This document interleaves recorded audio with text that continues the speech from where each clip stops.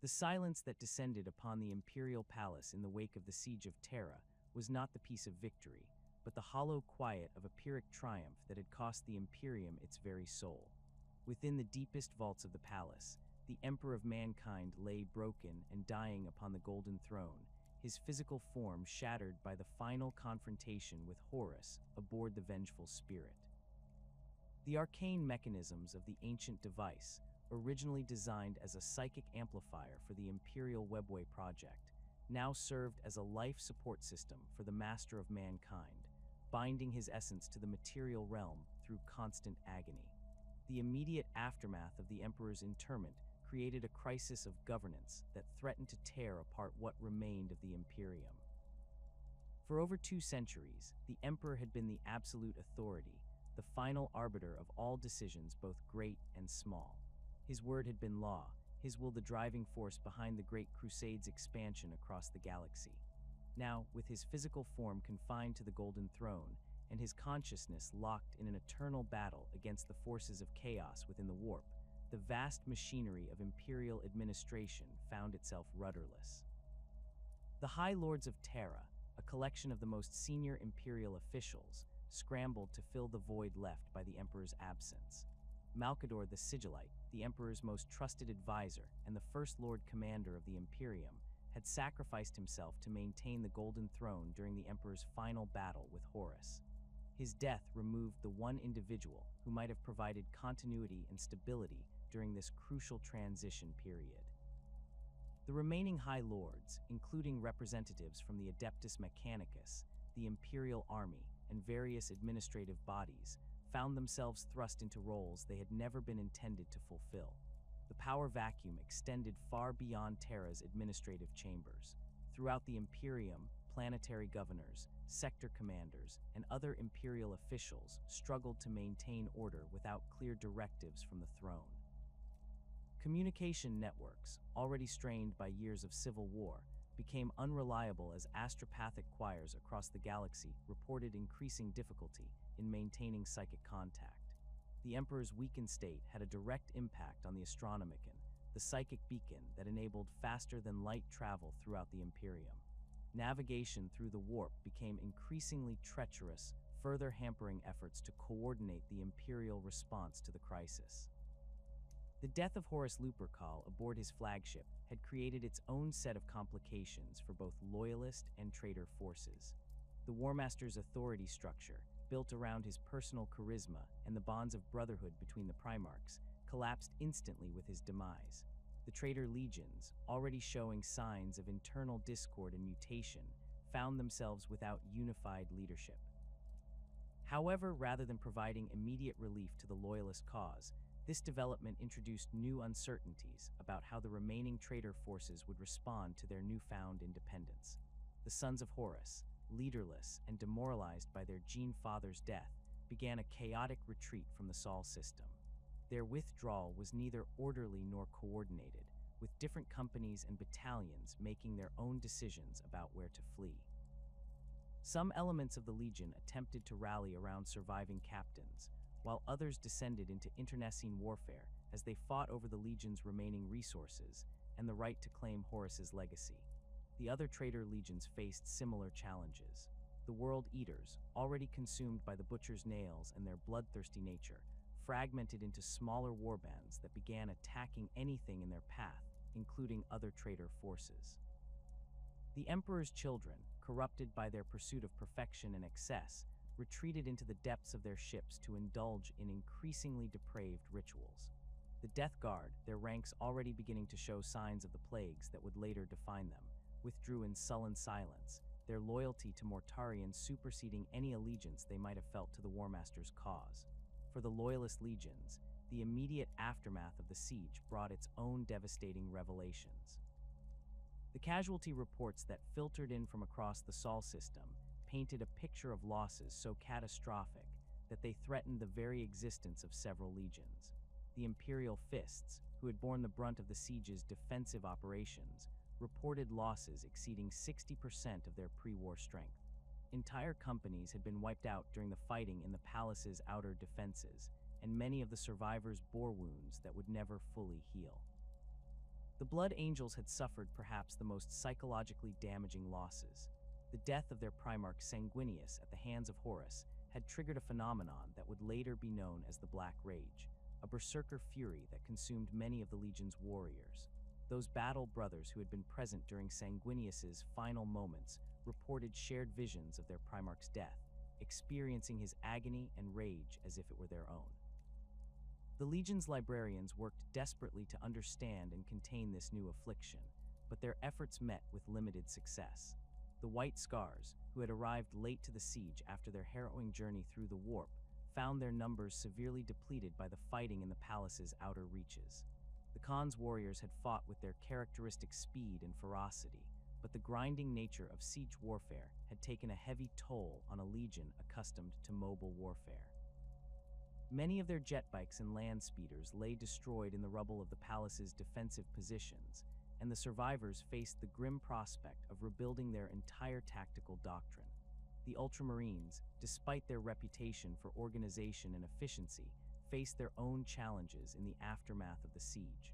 Robute Guilliman had arrived at Terra with a substantial force, but the fighting had cost them dearly. More significantly, the Ultramarines found themselves grappling with the realization that their absence from the early stages of the Horus Heresy had allowed the traitor forces to gain crucial advantages. The guilt and frustration felt by many Ultramarines would drive their subsequent actions during the Great Scouring. The Iron Hands, already decimated by the events at Istvan V, had contributed what forces they could to the defense of Terra, but their numbers remained perilously low. The clan companies that had survived the drop site massacre had fought with cold determination, but the Legion's leadership structure remained fractured. Without Ferrus Manus to guide them, the Iron Hands struggled to maintain cohesion and purpose. The Salamanders and Raven Guard, fellow survivors of the Istvan V massacre, faced similar challenges. Both legions had spent years rebuilding their strength after the traitor ambush, but their numbers remained far below their pre-war levels. The psychological scars of betrayal ran deep among their ranks, and many battle brothers struggled with feelings of survivor's guilt and a burning desire for vengeance against the traitor legions. The Space Wolves, who had been savage during their assault on Prospero and subsequent battles, found themselves in a unique position. Their feral nature and pack mentality had served them well during the siege, but the losses they had sustained threatened to undermine their traditional tribal structure. The great companies that had fought on Terra bore little resemblance to their pre-war organization, with many pack leaders dead and their warriors scattered among surviving units. The Dark Angels presented perhaps the most complex situation among the loyalist legions. Lionel Johnson had arrived at Terra with a substantial force, but the Legion's internal divisions had become increasingly apparent during the fighting. The presence of fallen angels among the traitor forces had created a crisis of faith within the Legion's ranks, and many battle brothers struggled to understand how their former brothers could have turned against the Emperor. The secretive nature of the Dark Angels' command structure made it difficult for other legions to assess their true condition, but it was clear that they faced challenges that went beyond simple casualty figures. The logistical challenges facing the loyalist forces were immense. The Sol system's infrastructure had been severely damaged during the siege, with orbital facilities, supply depots, and manufacturing centers either destroyed or operating at reduced capacity. The Mechanicum's forges on Mars had been compromised by the conflict between loyalist and traitor tech priests, limiting the Imperium's ability to produce new equipment and ammunition. The Imperial army units that had survived the siege were scattered and demoralized, their command structure disrupted by the loss of countless officers and the breakdown of communication networks. Medical facilities across the Sol system overflowed with wounded warriors, both Astartes and mortal soldiers. The apothecaries of the various legions worked tirelessly to treat the injured, but many wounds defied conventional treatment. Chaos corruption had introduced new forms of injury and disease that required entirely new approaches to healing. The psychological trauma suffered by many survivors proved even more challenging to address, as the horrors witnessed during the siege had left deep scars on the minds of those who had endured them. The strategic implications of the Loyalist Legion's losses became increasingly apparent as the initial shock of victory began to wear off. The Imperium had emerged victorious from the siege of Terra, but at a cost that threatened its ability to maintain control over its vast territories. With the Emperor incapacitated and the loyalist legions severely weakened, the remaining traitor forces retained the potential to cause significant damage if they chose to continue their rebellion rather than flee into the Eye of Terror. Intelligence reports from across the galaxy painted a troubling picture of the Imperium's strategic position. Traitor forces remained active in numerous sectors, and their withdrawal from Terra did not necessarily indicate a complete defeat. The word-bearers, who had been instrumental in corrupting other legions, remained largely intact and continued their efforts to spread chaos worship throughout the Imperium. The Iron Warriors, master siege specialists, had suffered losses during the assault on Terra, but retained significant combat capability and a burning desire for revenge against the Imperial fists. The Alpha Legion's activities remained largely mysterious, as was typical for the secretive 20th Legion. Their involvement in the Horus Heresy had been characterized by infiltration and misdirection rather than direct confrontation, and their true losses during the siege were difficult to assess. This uncertainty added another layer of complexity to the Loyalist forces' strategic planning, as they could not be certain whether the Alpha Legion posed a continued threat or had been effectively neutralized. The Thousand Sons, despite their devastating losses at Prospero, had played a role in the siege through their mastery of psychic warfare. Their fate remained uncertain, with some reports suggesting that they had been utterly destroyed, while others hinted at their survival in some transformed state. The implications of their continued existence, particularly given their association with the chaos god Tzeentch, weighed heavily on the minds of loyalist commanders. As the immediate crisis on Terra began to stabilize, the loyalist legions faced the daunting task of reorganizing their forces for the campaigns that lay ahead. The traditional command structures that had served them during the Great Crusade were no longer adequate for the challenges they now faced.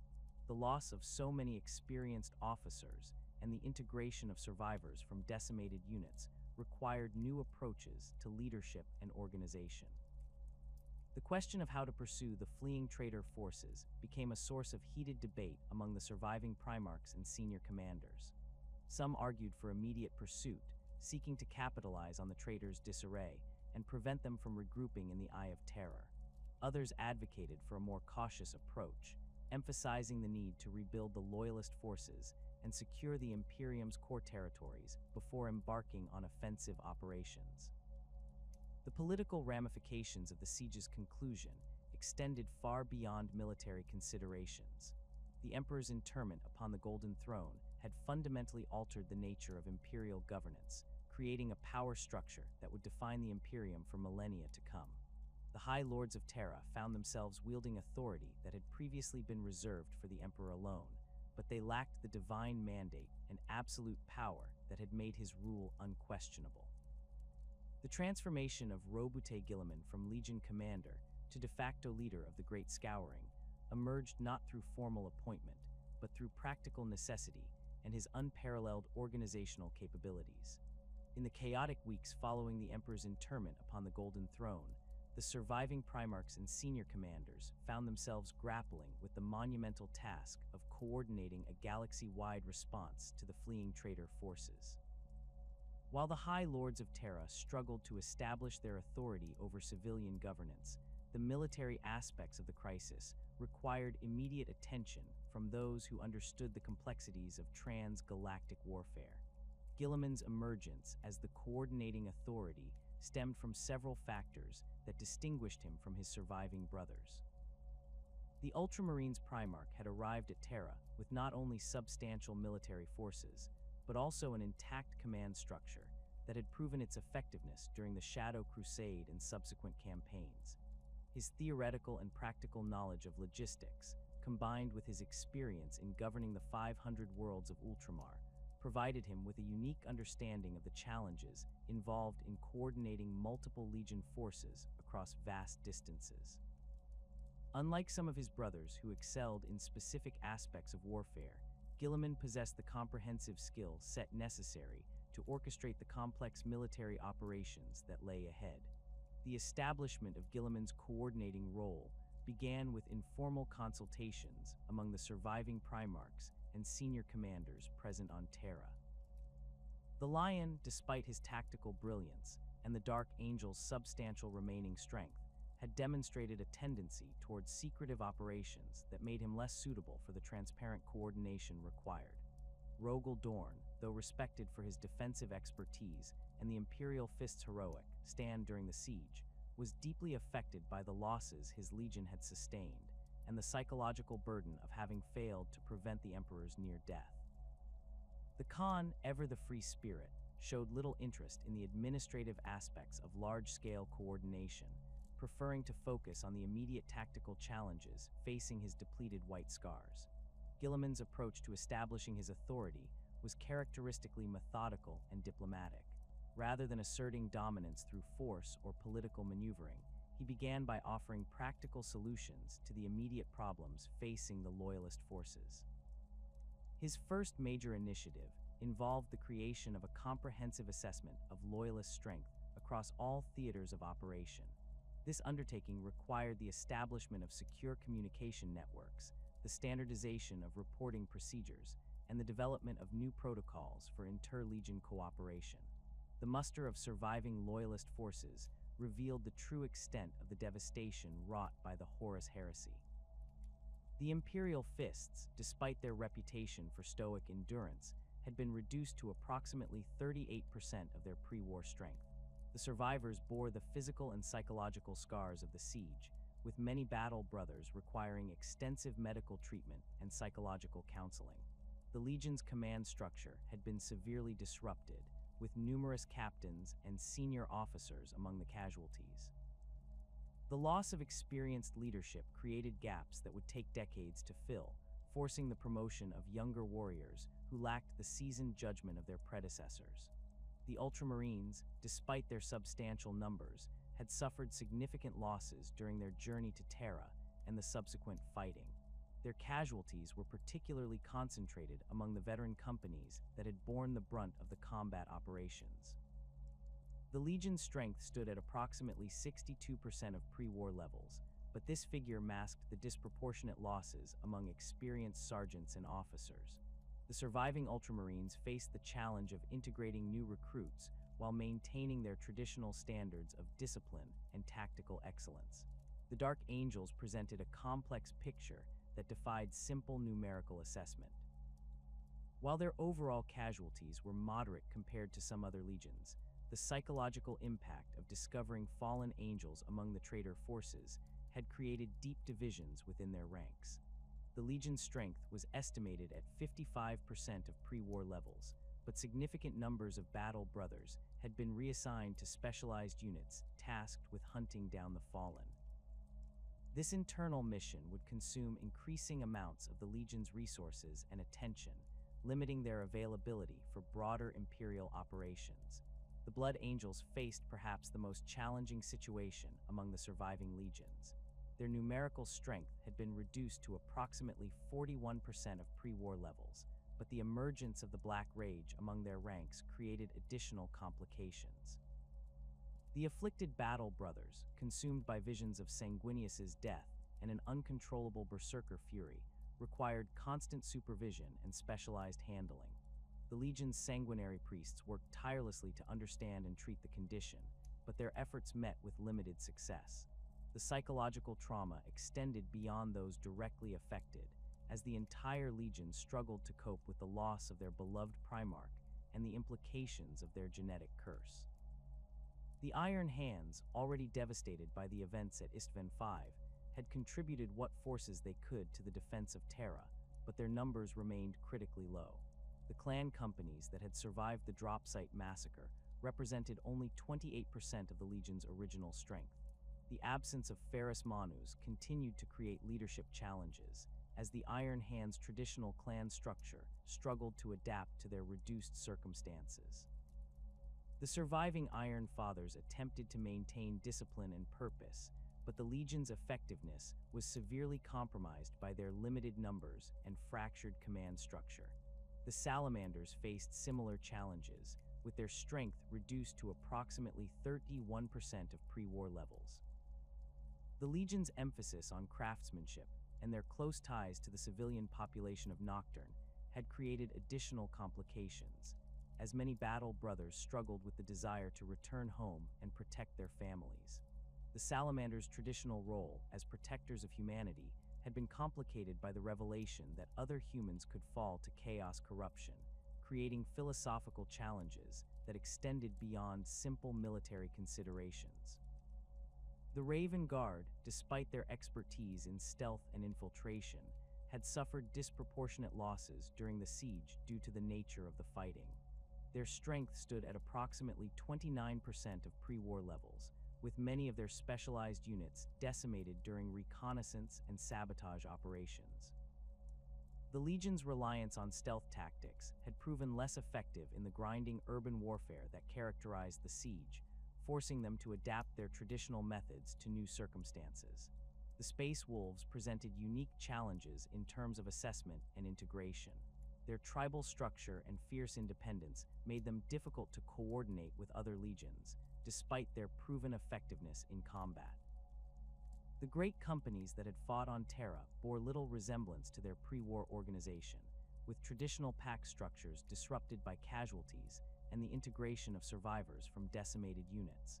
The Legion's strength was estimated at approximately 43% of pre-war levels, but their effectiveness remained high due to their adaptability and fierce loyalty to the Emperor.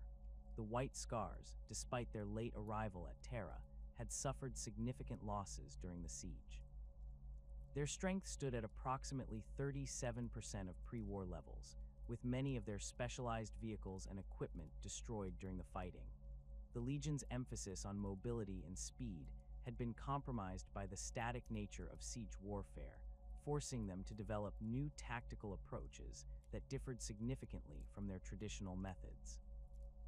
Guilliman's assessment of Legion capabilities extended beyond simple numerical strength to encompass factors such as morale, equipment status, and specialized skills. The Ultramarines Primarch recognized that the traditional approach to Legion organization, based on the assumption of near-infinite resources and recruits, was no longer viable in the post-heresy environment. The development of new organizational structures required careful consideration of each legion's unique characteristics and capabilities. The establishment of new command structures began with the creation of theater commands that would coordinate operations across different sectors of the galaxy. Guilliman's approach emphasized flexibility and adaptation, recognizing that the diverse challenges facing the Imperium required different tactical approaches in different regions. The theater commands were designed to provide strategic direction while allowing individual legions to maintain their unique characteristics and methods. The Segmentum Solar Command, encompassing the core systems of the Imperium, was assigned to Rogel Dorn and the Imperial Fists.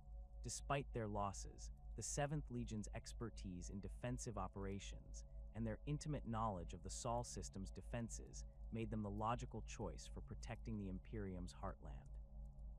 The command structure was designed to integrate surviving Imperial Army units and newly recruited forces, while maintaining the high standards of discipline and organization that characterized the Imperial Fists. The Segmentum Obscurus Command was assigned to the Lion and the Dark Angels, taking advantage of their expertise in combined arms operations and their substantial remaining strength. The First Legion's secretive nature was seen as an asset in dealing with the uncertain loyalties and hidden threats that characterized the Galactic North. The command structure was designed to provide the Lion with maximum operational flexibility while maintaining coordination with other theater commands. The Segmentum Tempestus Command was assigned to the Khan and the White Scars, despite their reduced numbers.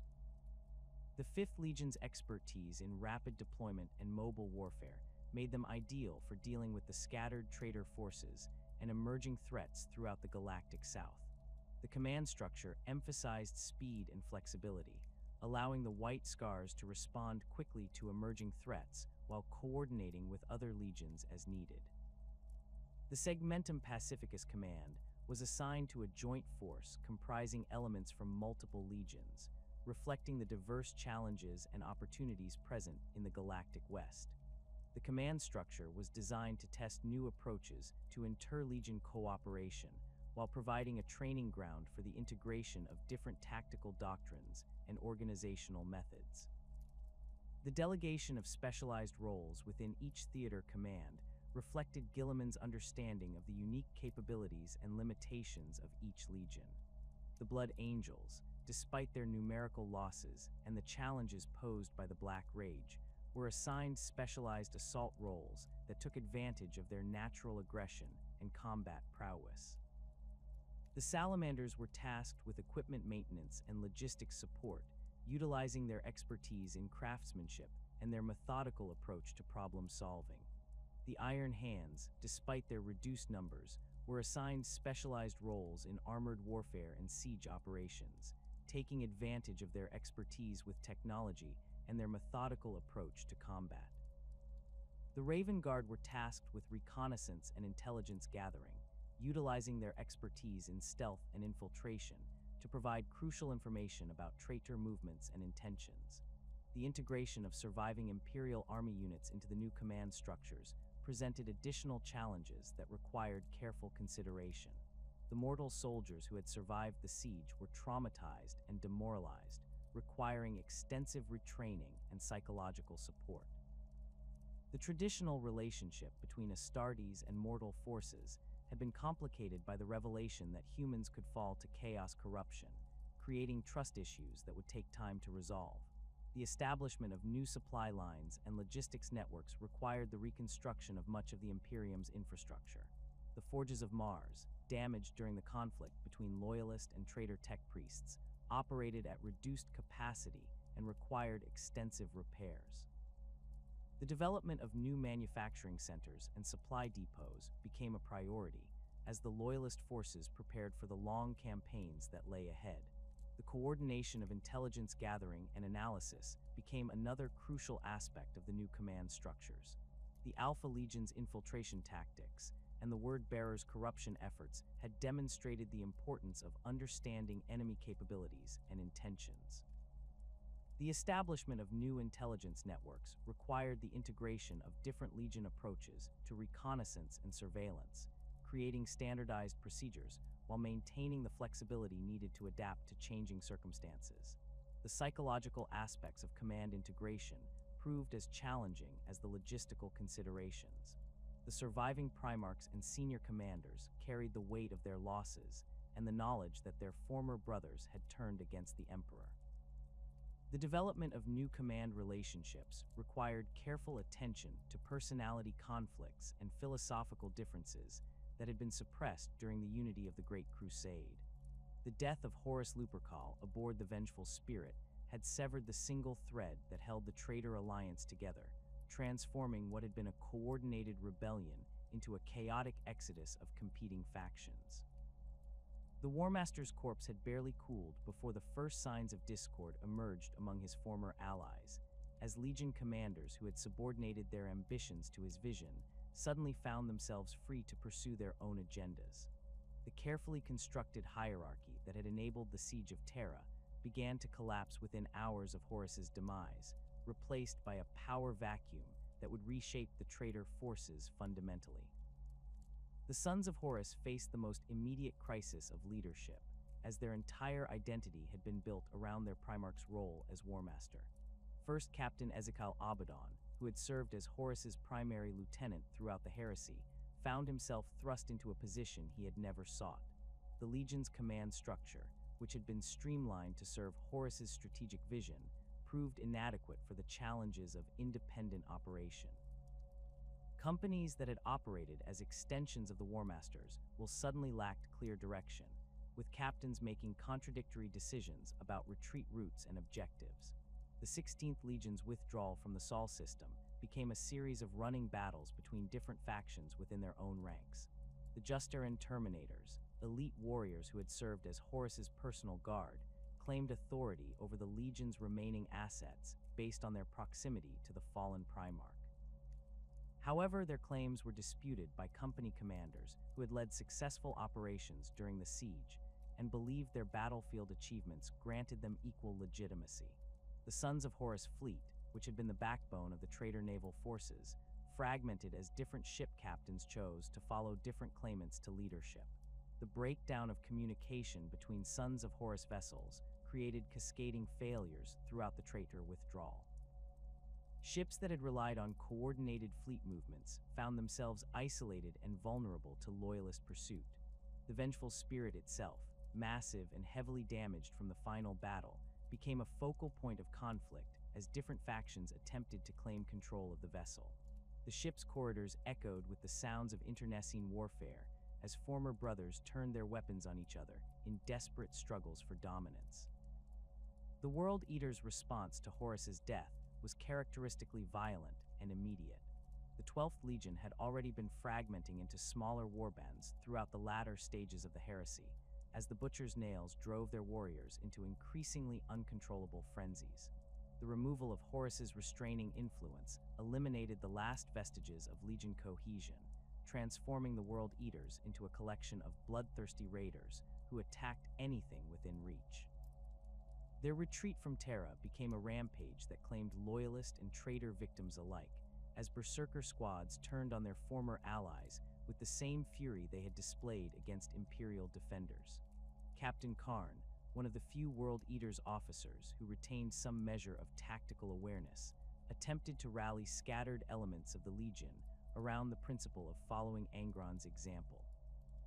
However, the Red Angel's own degradation had accelerated throughout the siege, leaving him increasingly consumed by the influence of Khorne.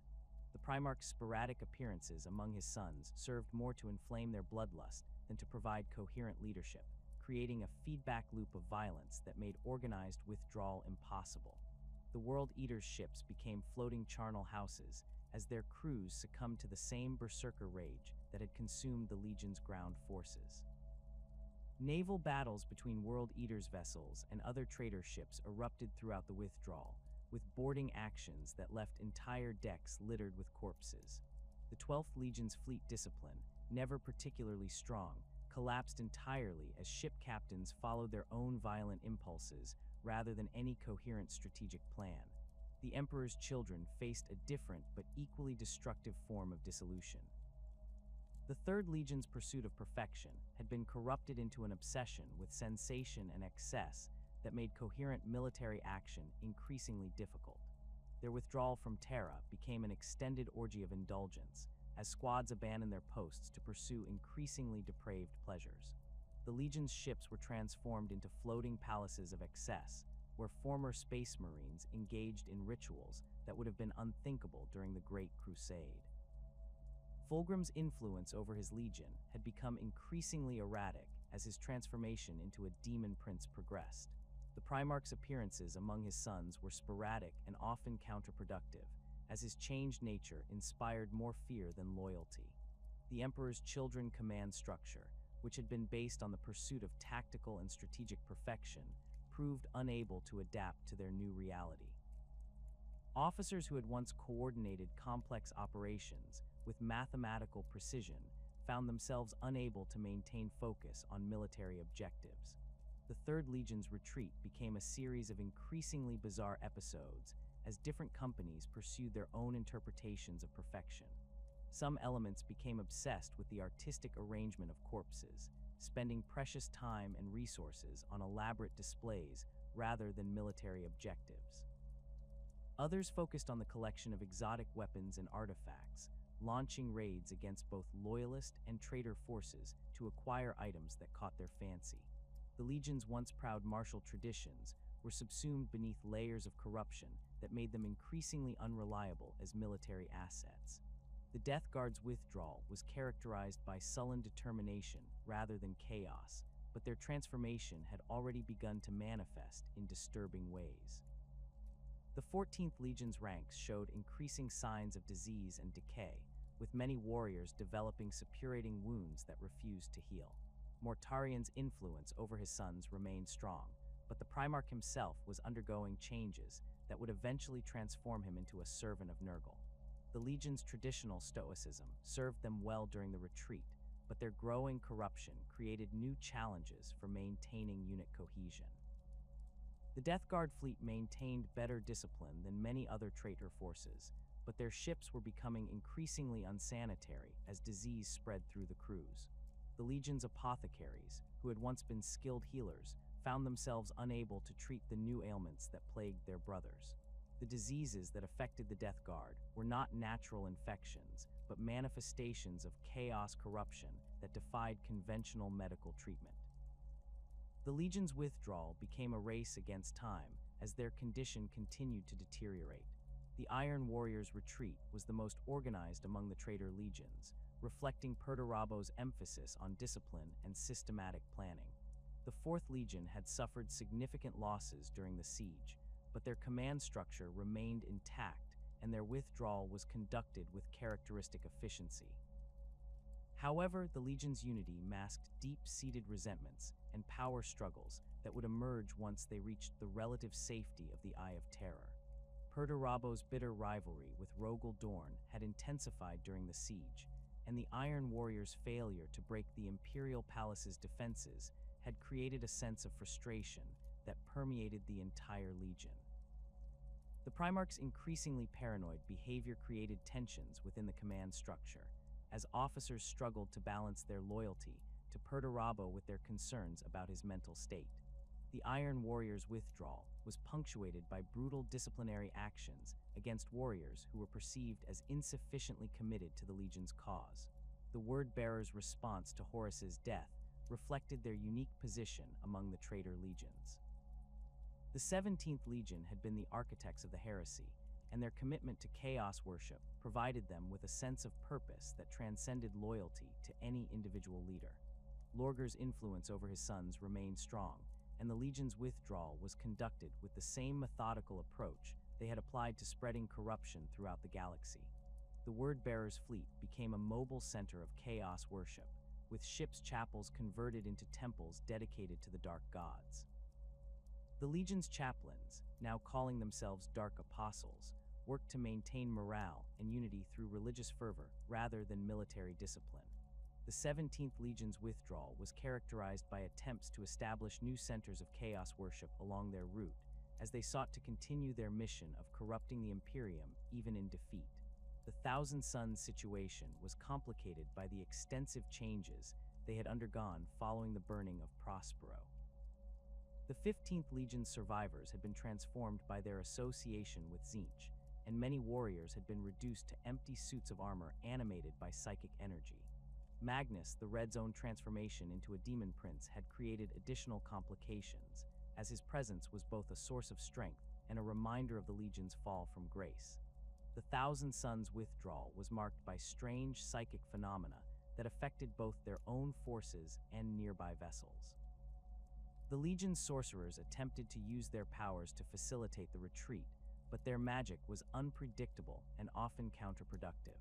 The 15th Legion's ships became focal points for warp storms and temporal anomalies that made navigation difficult and created additional hazards for the retreating traitor forces. The Alpha Legion's activities during the withdrawal remained characteristically mysterious.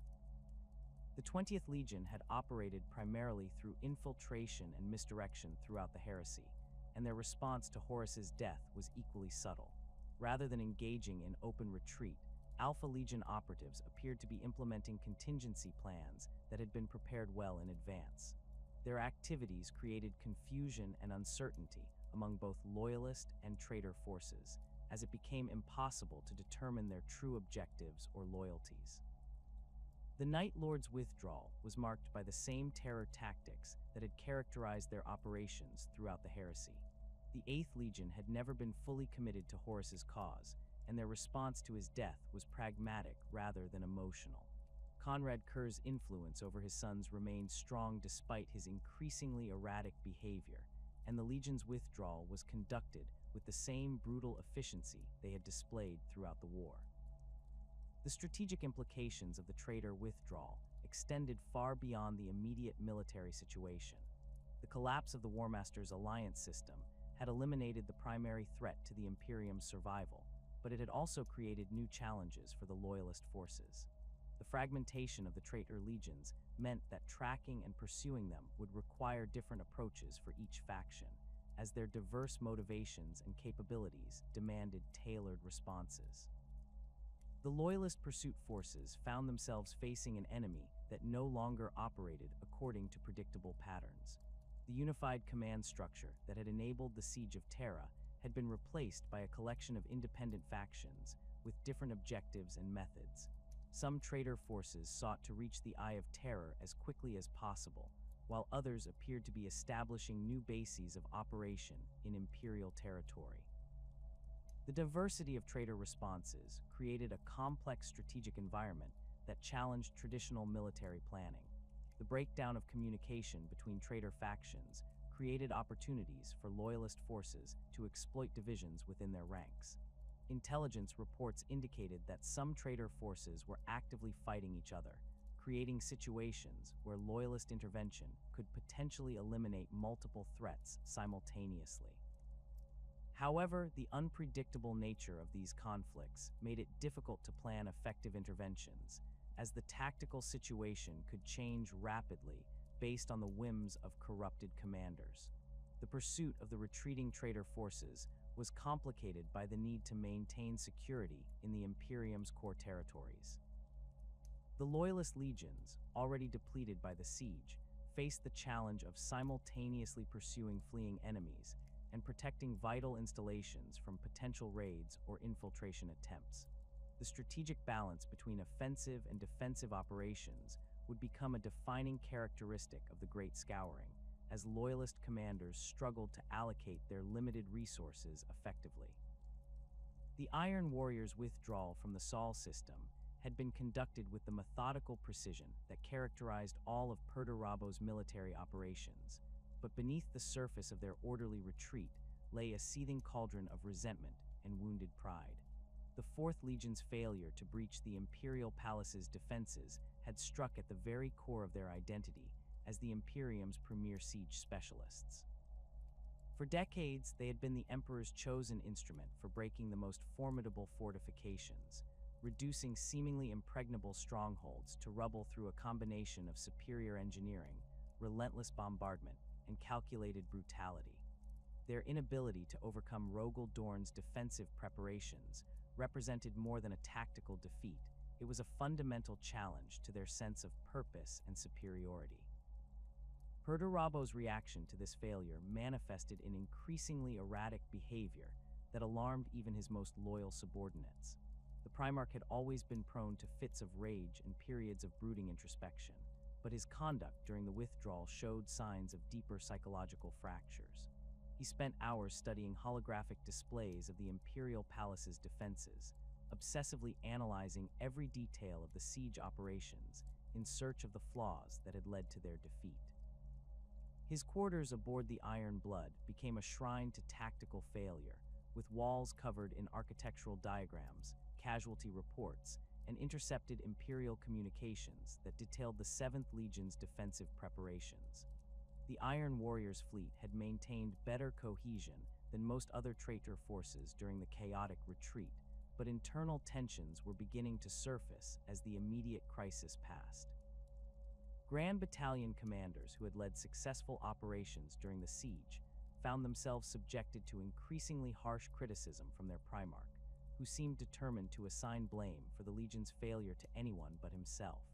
The traditional Iron Warrior's emphasis on cold logic and tactical analysis was being corrupted by Perdurabo's need to find scapegoats for their defeat, creating an atmosphere of suspicion and fear that undermined the Legion's legendary discipline.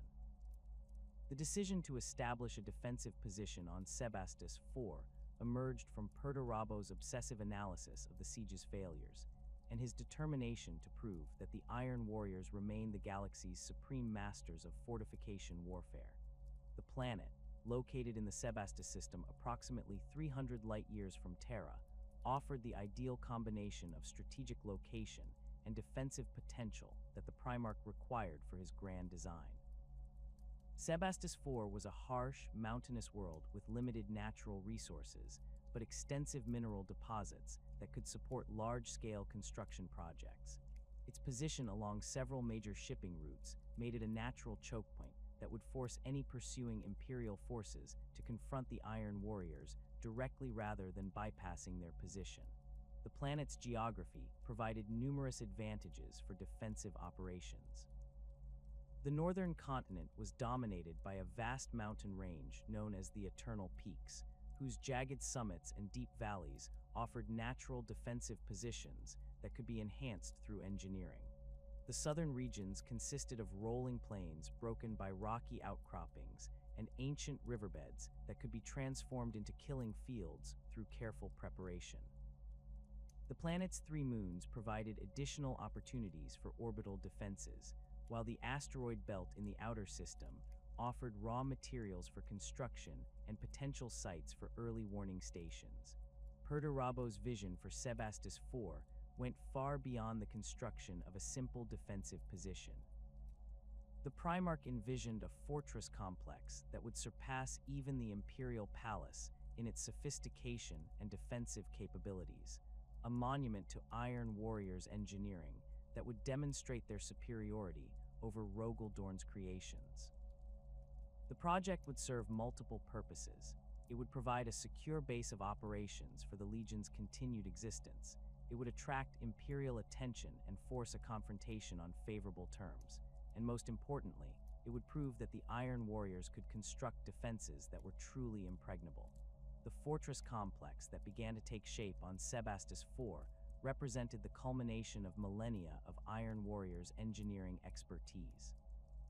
The primary fortification, which Perdurabo designated as the Iron Cage, was designed as a series of concentric defensive rings that would channel attacking forces into predetermined killing zones while providing maximum protection for the defenders. The outer perimeter consisted of a network of bunkers, trenches, and artillery positions that extended for hundreds of kilometers around the central fortress. These positions were connected by underground tunnels and supply routes that would allow defenders to move between positions without exposing themselves to enemy fire. The construction of the Iron Cage required the mobilization of the entire 4th Legion, with every warrior contributing to the massive engineering project according to their skills and specializations. Techmarine specialists supervised the installation of defensive systems and automated weapons platforms, while assault companies provided security for construction crews working in exposed positions. The Legion's mortal auxiliaries, including thousands of engineers and construction workers who had served with the Iron Warriors throughout the Heresy, were organized into specialized work gangs that operated around the clock to meet Perdurabo's demanding construction schedule. The fortress's design incorporated lessons learned from every major siege operation the Iron Warriors had conducted during the Great Crusade and the Horus Heresy. The defensive positions were arranged to provide overlapping fields of fire that would prevent attackers from finding dead zones where they could advance without coming under fire. The fortifications were built to withstand orbital bombardment through the use of reinforced rockcrete and void shield generators, while underground facilities provided protection for command centers and supply depots. The complex included multiple redundant systems for power generation, communication, and life support that would allow the defenders to maintain operations, even if primary systems were damaged or destroyed. The Iron Cage's most innovative feature was its modular design, which allowed defensive positions to be reconfigured based on the direction and nature of enemy attacks. Automated systems could raise or lower barriers, redirect defensive fire, and even seal off compromised sections to prevent enemy penetration. The fortress incorporated elements of both Imperial and Xeno's defensive technologies that the Iron Warriors had encountered during their campaigns, creating a hybrid system that was unlike anything previously constructed by either loyalist or traitor forces. The construction process revealed the extent to which the Iron Warriors had been changed by their exposure to chaos corruption. Many warriors showed signs of physical mutation, with metallic growths and mechanical augmentations that went beyond standard Iron Warrior cybernetics. The Legion's Techmarines reported increasing difficulty in maintaining equipment that seemed to develop its own malevolent intelligence, while weapons and vehicles exhibited performance characteristics that defied conventional understanding. The fortress itself began to take on an organic quality that suggested it was becoming something more than a simple defensive installation. Reports of the Iron Warriors' activities on Sebastus IV reached Terra through a combination of intelligence sources and refugee accounts from nearby systems. The scale and sophistication of the construction project became apparent through long-range reconnaissance flights and intercepted communications between Iron Warriors units. The fortress complex was clearly designed to serve as more than a temporary refuge. It represented a permanent challenge to Imperial authority that could not be ignored indefinitely. Rogel Dorn's reaction to news of the Iron Cage's construction was immediate and visceral. The Imperial Fist's Primarch had been struggling with the psychological aftermath of the siege, tormented by his perceived failure to prevent the Emperor's near death and the massive casualties suffered by his legion. The knowledge that Perturabo was constructing what appeared to be an impregnable fortress represented both a personal insult and a professional challenge that struck at the core of Dorn's identity as the Imperium's greatest defensive architect. The 7th Legion's losses during the siege had been catastrophic, with entire companies wiped out during the fighting in the palace's outer defenses. The survivors bore physical and psychological scars that would never fully heal, and many struggled with survivors' guilt and questions about their own worthiness. The Legion's traditional stoicism had been shaken by the scale of their losses and the knowledge that their sacrifice had not been sufficient to prevent the Emperor's fall. The prospect of confronting the Iron Warriors offered an opportunity for redemption that many Imperial Fists found irresistible.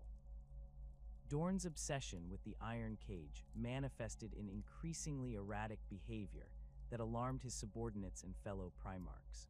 The normally methodical Primarch began issuing contradictory orders and changing strategic plans without explanation, while his personal quarters became filled with architectural models and tactical displays related to the Sebastus IV fortress.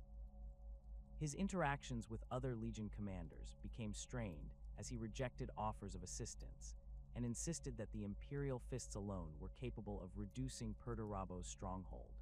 The Imperial Fist's preparation for the assault on Sebastus IV was conducted with the same attention to detail that had characterized their defense of the Imperial Palace, but the Legion's depleted state created significant challenges for mounting an effective offensive operation.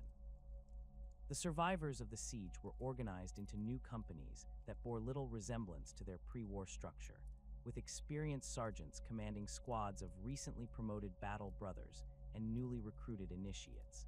The Legion's heavy weapons and siege equipment had been severely depleted during the fighting on Terra, requiring extensive resupply operations that strained the Imperium's already overtaxed logistics networks.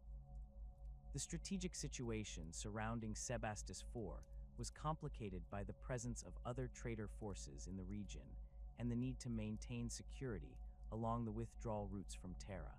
Intelligence reports indicated that elements of the Word-Bearers and Alpha Legion were operating in nearby systems, potentially in coordination with the Iron Warriors. The Imperial Fist's assault would need to account for the possibility of enemy reinforcements while maintaining sufficient reserves to deal with threats to their own supply lines. The approach to Sebastus IV required the Imperial Fists to traverse several systems that had been affected by the traitor withdrawal, with many worlds showing signs of recent fighting or abandonment. The Legion's advance elements encountered scattered resistance from traitor forces that had been left behind during the main withdrawal, creating a series of minor engagements that delayed the main assault force and provided the Iron Warriors with advance warning of the Imperial approach. The Imperial Fist's fleet that finally reached the Sebastus system represented the largest concentration of 7th Legion forces since the Siege of Terra, but it was a shadow of the mighty armada that had once patrolled the Sol system. The fleet included several battle barges that had been damaged during the siege and hastily repaired, along with strike cruisers and escort vessels that had been transferred from other Imperial forces to replace losses. The fleet's composition reflected the desperate nature of the Imperial Fist situation, with vessels pressed into service despite incomplete repairs and crews that included significant numbers of recently recruited personnel. The initial reconnaissance of Sebastus IV revealed the true scope of Perturabo's construction project and the magnitude of the challenge facing the Imperial fists. The Iron Cage extended across an area larger than many cities, with defensive positions that had been carefully integrated into the planet's natural geography. The fortress complex included multiple layers of defenses that would require separate assault operations to overcome, while the presence of orbital defense platforms and fighter squadrons made it impossible to achieve surprise through rapid deployment. Dorn's decision to proceed with the assault, despite the tactical disadvantages, reflected his deteriorating mental state and his obsession with proving the Imperial Fist's superiority over their rivals. The Primarch rejected suggestions for a prolonged siege or attempts to bypass the fortress entirely, insisting that a direct assault would demonstrate the 7th Legion's courage and tactical superiority. His battle plan called for simultaneous attacks against multiple sections of the Iron Cage's perimeter, with the goal of overwhelming the defenders through sheer aggression and determination. The assault on the Iron Cage began with a massive orbital bombardment that was intended to suppress the fortress's defensive systems and create breaches in the outer perimeter. The Imperial Fist's fleet concentrated their fire on key defensive positions, but the fortress's void shields and reinforced construction proved remarkably resilient to the barrage. The bombardment succeeded in destroying some outer defensive positions, but failed to create the significant breaches that Dorn had anticipated, leaving the assault forces to advance against largely intact defenses. The first wave of Imperial Fist's drop pods descended into a carefully prepared killing field that demonstrated the full extent of Iron Warrior's defensive expertise. The landing zones had been pre-targeted by artillery batteries and automated defense systems that opened fire the moment the pods touched down. The assault troops found themselves advancing across terrain that had been transformed into a maze of obstacles, kill zones, and defensive positions that channeled their movement into predetermined paths where they could be engaged by concentrated fire. The fighting that erupted across the Iron Cage's perimeter was characterized by a level of brutality and sophistication that surpassed even the siege of Terra. The Iron Warriors had used their time on Sebastus IV to perfect their defensive techniques, creating a fortress that seemed to respond to Imperial attacks with almost organic intelligence. Defensive positions that appeared to be destroyed would suddenly reactivate as backup systems came online, while underground tunnels allowed Iron Warriors' forces to appear behind Imperial lines without warning. The Imperial Fist's assault quickly bogged down in a series of costly attacks against prepared positions that yielded minimal territorial gains. The Legion's traditional emphasis on frontal assault and unwavering determination proved inadequate against defenses that had been specifically designed to counter their tactical preferences. The casualty reports that reached Dorn's command post painted a grim picture of losses that the depleted Legion could not sustain, but the Primarch's obsession with victory prevented him from considering alternative approaches or strategic withdrawal. The siege of the Iron Cage continued for weeks as the Imperial Fists threw themselves against Perturabo's defenses with increasing desperation. The 7th Legion's losses mounted steadily as companies were ground down in futile attacks against positions that seemed to regenerate themselves after each assault. The fortress's defensive systems adapted to Imperial tactics with disturbing efficiency, suggesting that the Iron Warriors had created something that transcended conventional military engineering. The situation reached a critical point when reconnaissance reports indicated that the Imperial Fists had lost nearly half of their remaining strength, without achieving any significant penetration of the Iron Cage's defenses. The Legion's command structure was beginning to fracture as company commanders questioned the wisdom of continuing the assault, while medical facilities overflowed with wounded warriors who could not be adequately treated in the field. The prospect of complete annihilation loomed over the 7th Legion as they faced the reality that their greatest victory might also be their final battle. The arrival of Roboute Guilliman and a substantial Ultramarines force marked a turning point in the siege that would have profound implications for the future of the Great Scouring.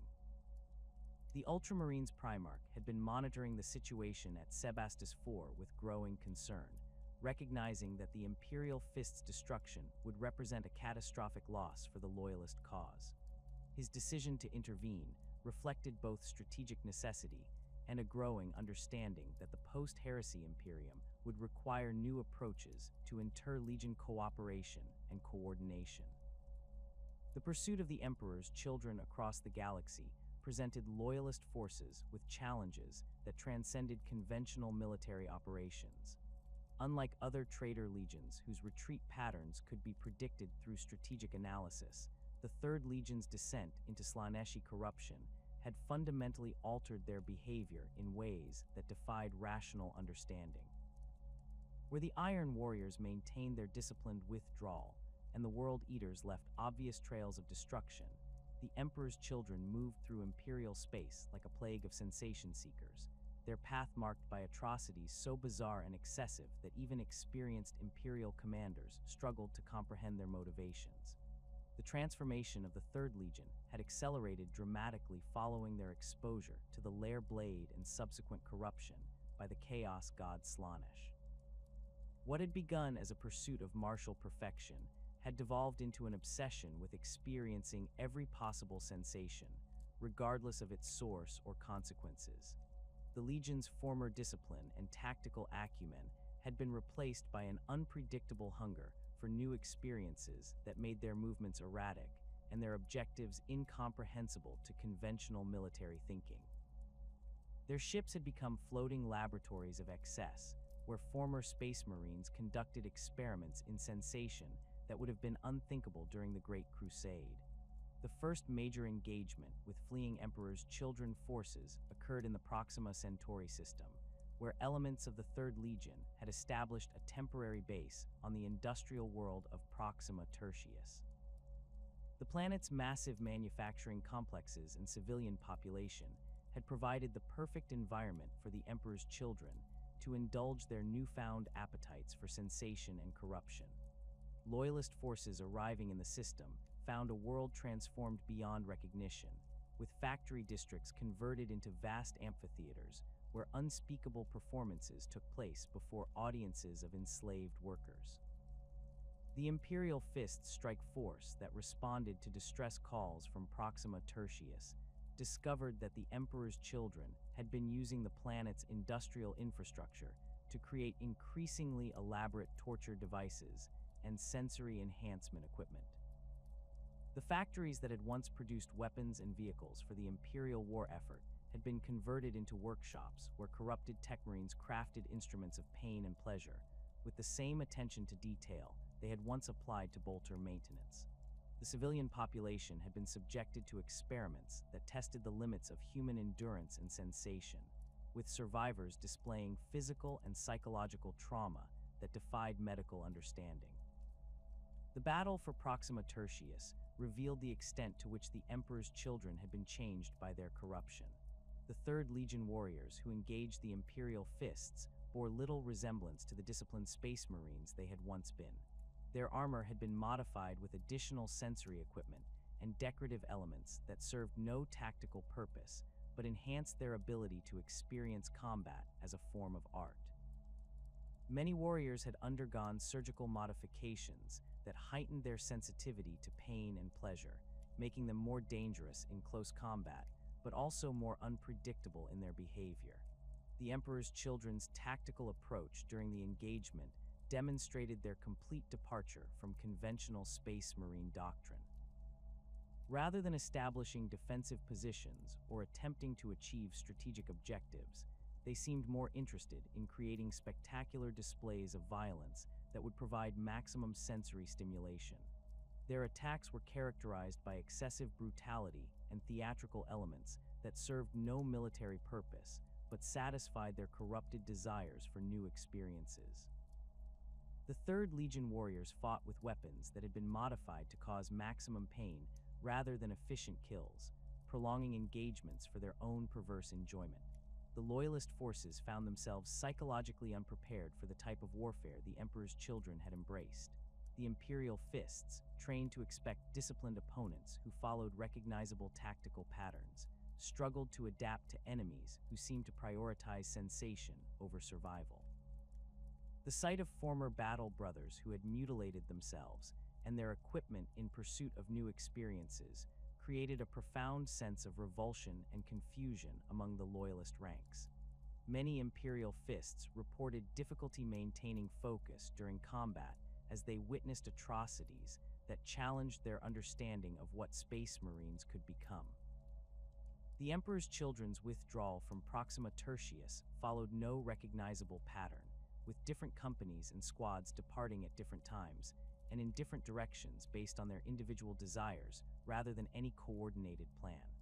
Some elements of the Third Legion remained on the planet to continue their experiments until they were finally eliminated by loyalist forces, while others departed suddenly when they became bored with their current activities.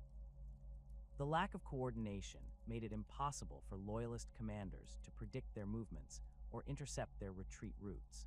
The fragmentation of the Emperor's Children accelerated as they moved deeper into Imperial space, with the Legion splitting into smaller warbands that pursued their own interpretations of perfection and excess. These splinter groups, ranging in size from individual squads to entire companies, proved even more difficult to track and engage than the main Legion force. Each warband developed its own particular obsessions and methods, creating a diverse array of threats that required different tactical approaches to counter effectively. One of the most notorious splinter groups was led by Captain Lucius of the 13th Company, whose obsession with swordsmanship had been corrupted into a desire to experience defeat and death in combat. Lucius and his followers began seeking out the most skilled warriors in the galaxy, not to defeat them, but to experience the sensation of being bested in battle. Their raids targeted Imperial training facilities and warrior lodges, where they would challenge the most accomplished fighters to single combat before disappearing back into the void. The psychological impact of these encounters extended far beyond their immediate victims, as word spread of corrupted Space Marines who seemed to derive pleasure from their own defeat. Another significant warband was formed around the remnants of the Third Legion's cacophony, sonic weapon specialists who had become obsessed with the creation of perfect sounds. These warriors had modified their equipment to produce acoustic effects that could drive listeners to madness or ecstasy, transforming their weapons into instruments of psychological warfare. Their attacks on Imperial installations were characterized by the use of sonic weapons that caused structural damage while simultaneously affecting the mental state of defenders. The cacophony's raids often resulted in entire garrisons being found in states of catatonic bliss or homicidal rage, with survivors reporting auditory hallucinations that persisted long after the attack had ended. The pursuit of these fragmented warbands required loyalist forces to develop new tactics and strategies that differed significantly from conventional military operations. The Emperor's Children's unpredictable behavior made it impossible to establish effective blockades or predict their next targets, forcing loyalist commanders to adopt a reactive approach that emphasized rapid response and flexible deployment.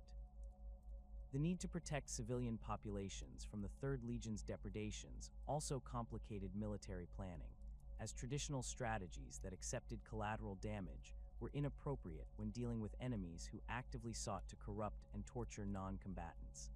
The Ultramarines, with their emphasis on adaptability and comprehensive tactical doctrine, proved particularly effective in countering the Emperor's Children threat. Robute Guilliman's forces developed specialized protocols for dealing with corrupted Space Marines, including procedures for psychological preparation and post-combat debriefing that helped loyalist warriors cope with the trauma of fighting their former brothers. The Ultramarines also pioneered the use of mixed-unit tactics that combined Space Marine assault forces with Imperial Army support elements, creating flexible response teams that could adapt to the Emperor's Children's unpredictable methods. The White Scar's mobility and hit-and-run tactics made them natural opponents for the scattered Emperor's Children warbands, but the 5th Legion's warriors struggled with the psychological aspects of the conflict. The Khan's sons were accustomed to fighting honorable enemies who followed recognizable codes of conduct, and the Emperor's Children's descent into depravity created a profound sense of disgust and confusion among the White Scar's ranks. Many warriors reported difficulty maintaining their traditional emotional detachment during combat, as the sight of corrupted former brothers triggered responses that interfered with their tactical effectiveness. The Blood Angels faced unique challenges when confronting the Emperor's children, as their own genetic curse made them vulnerable to the same types of sensory overload that the Third Legion had embraced. The proximity of corrupted Space Marines, who had willingly embraced their darkest impulses, seemed to trigger episodes of the Black Rage among Blood Angels warriors, creating situations where loyalist forces became as unpredictable as their enemies. The Ninth Legion's commanders were forced to develop new deployment strategies that minimized their warriors' exposure to Emperor's Children corruption while still maintaining combat effectiveness.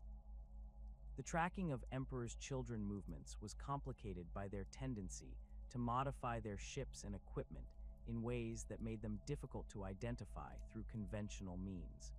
The Third Legion's vessels had been extensively altered with decorative elements and sensory enhancement equipment that changed their sensor signatures and visual appearance. Many ships had been renamed multiple times as their crews pursued new aesthetic ideals, making it difficult for loyalist intelligence services to maintain accurate records of their locations and capabilities. The Emperor's Children's raids on Imperial installations followed no recognizable pattern beyond their desire for new experiences and sensations. Some attacks targeted military facilities where they could test their combat skills against disciplined opponents, while others focused on civilian centers where they could experiment with different forms of corruption and torture.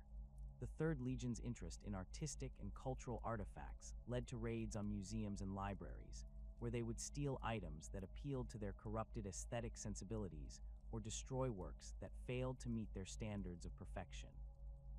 The psychological impact of these raids extended far beyond their immediate victims, as reports of Emperor's Children atrocities spread throughout Imperial space and created a climate of fear and uncertainty. Civilian populations in threatened sectors began to exhibit signs of mass hysteria and paranoia, with many communities requesting evacuation or additional military protection. The knowledge that former Space Marines could descend to such depths of depravity challenged fundamental assumptions about the nature of the Emperor's greatest warriors and created doubts about the reliability of other loyalist forces. The loyalist response to Emperor's Children activities was hampered by the difficulty of obtaining reliable intelligence about their movements and intentions. The Third Legion's corruption had made them resistant to conventional interrogation techniques, as captured warriors seemed to derive pleasure from torture and showed no inclination to provide useful information. The few prisoners who were taken alive often provided contradictory or obviously false information, making it impossible to determine whether their statements reflected genuine confusion or deliberate deception. The Emperor's Children's increasing mutation and physical transformation created additional challenges for loyalist forces attempting to identify and track them. Many Third Legion warriors had undergone surgical modifications or experienced spontaneous mutations that altered their appearance beyond recognition. The use of conventional identification methods became increasingly unreliable as corrupted Space Marines changed their physical characteristics to suit their aesthetic preferences or enhance their sensory capabilities. The fragmentation of the Emperor's Children continued to accelerate as they moved further from Imperial space, with individual warriors sometimes abandoning their units to pursue personal obsessions or join other warbands that better suited their particular interests.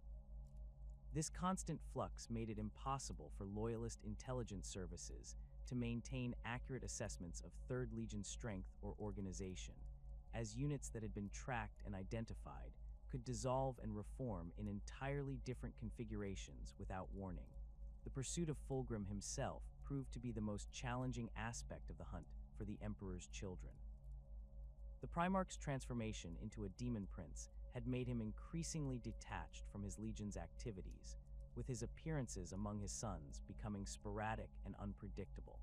Intelligence reports suggested that Fulgrim had become obsessed with pursuing perfect experiences that transcended physical reality, leading him to spend increasing amounts of time in the warp rather than directing his legion's operations in real space. The World Eater's withdrawal from the Sol system bore no resemblance to the organized retreats conducted by other traitor legions, where the Iron Warriors maintained their disciplined formations and the Emperor's children pursued their twisted pleasures with calculated excess. The 12th Legion's departure devolved into a galaxy-spanning bloodbath that consumed everything in its path. The death of Horus had severed the last tenuous thread of restraint that had kept Angron's sons from complete dissolution, transforming their retreat into a berserker rampage that claimed loyalist and traitor victims with equal fury. The Red Angel's condition had deteriorated dramatically during the final stages of the siege, with the Butcher's nails driving him into increasingly frequent episodes of uncontrollable rage. The neural implants that had been forced upon him during his gladiatorial slavery on Nuceria had been designed to enhance aggression and pain tolerance, but their interaction with his Primarch physiology had created a feedback loop of violence that was gradually destroying his sanity. The influence of Khorne, the blood god of chaos, had accelerated this process, feeding on Angron's rage and transforming it into something that transcended mere anger to become a fundamental force of destruction. The World Eater's fleet that departed Terra consisted of dozens of vessels in various states of disrepair, their hulls scarred by battle damage and their corridors stained with the blood of countless engagements. The ship's crews had been decimated by the same berserker fury that consumed the Legion's ground forces, with many vessels operating with skeleton crews of mortals who lived in constant terror of their Astartes masters.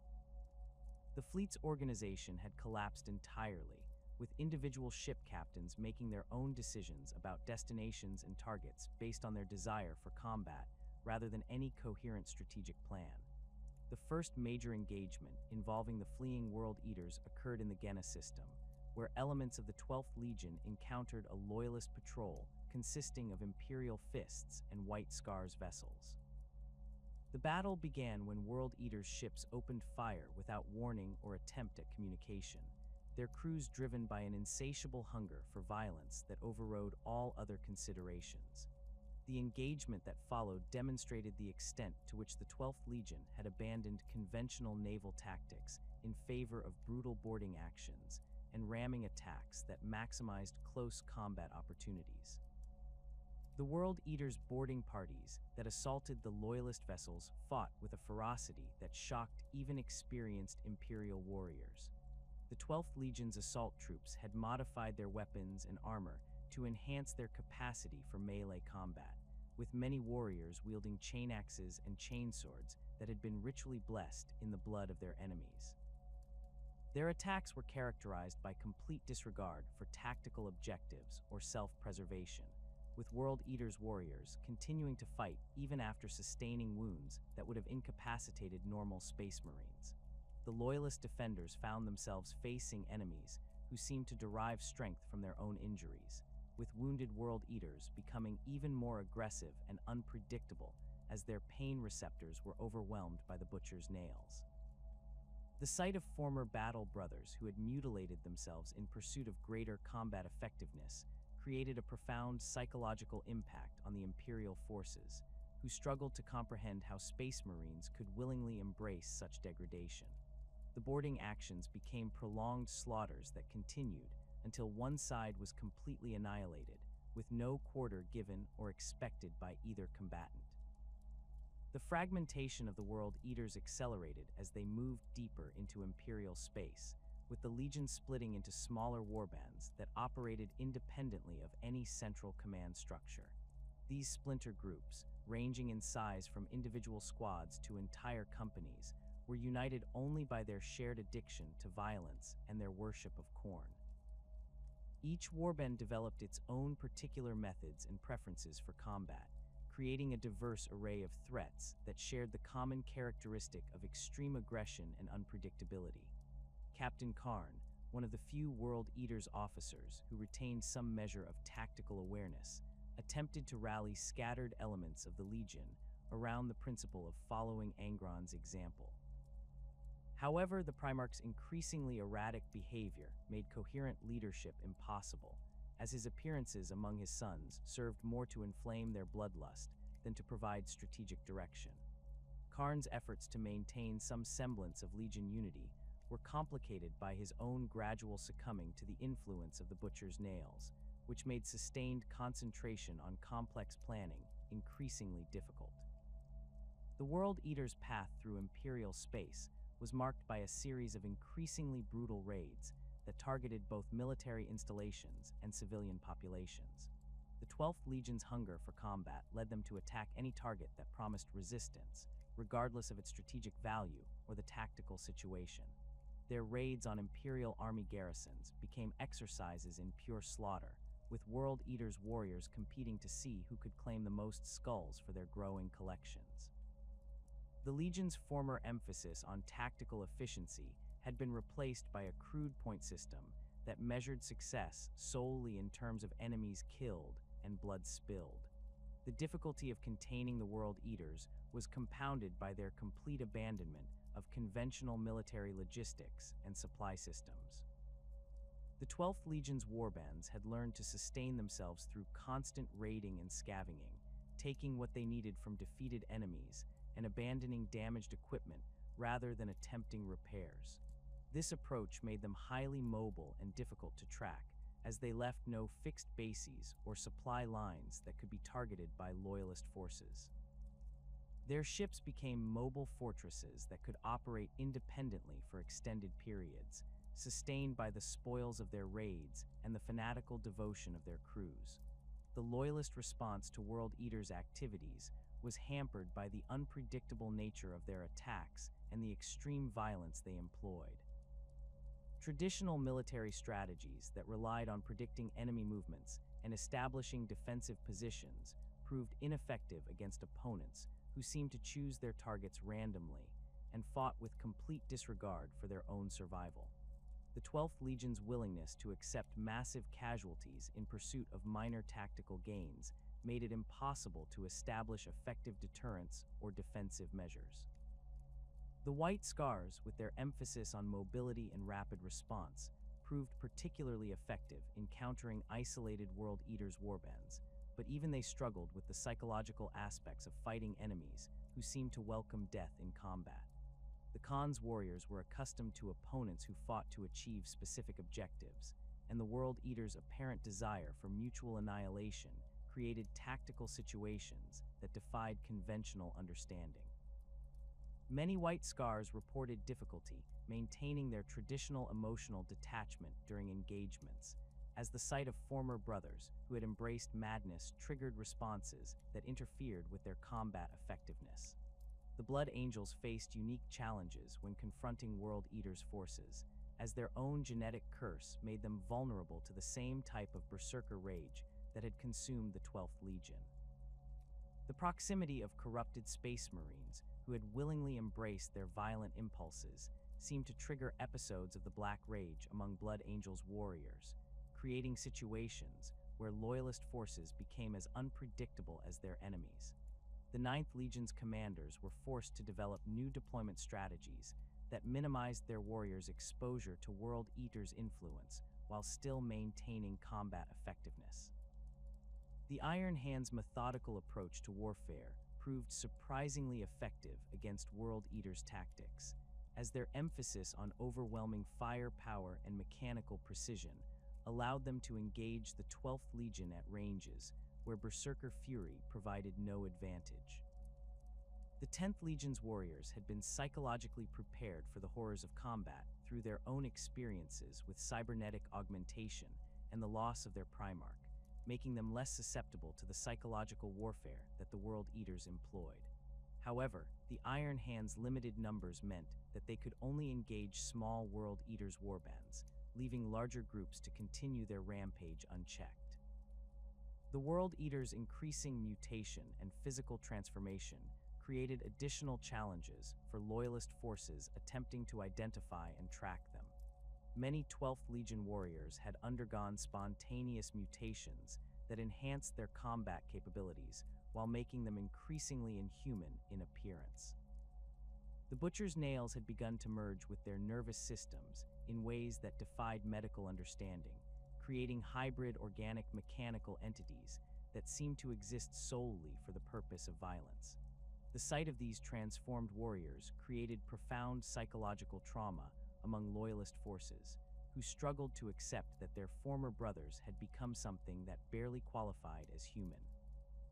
The fragmentation of the World Eaters continued to accelerate as they moved further from Imperial space, with individual warriors sometimes abandoning their units to pursue personal vendettas or join other warbands that offered greater opportunities for combat.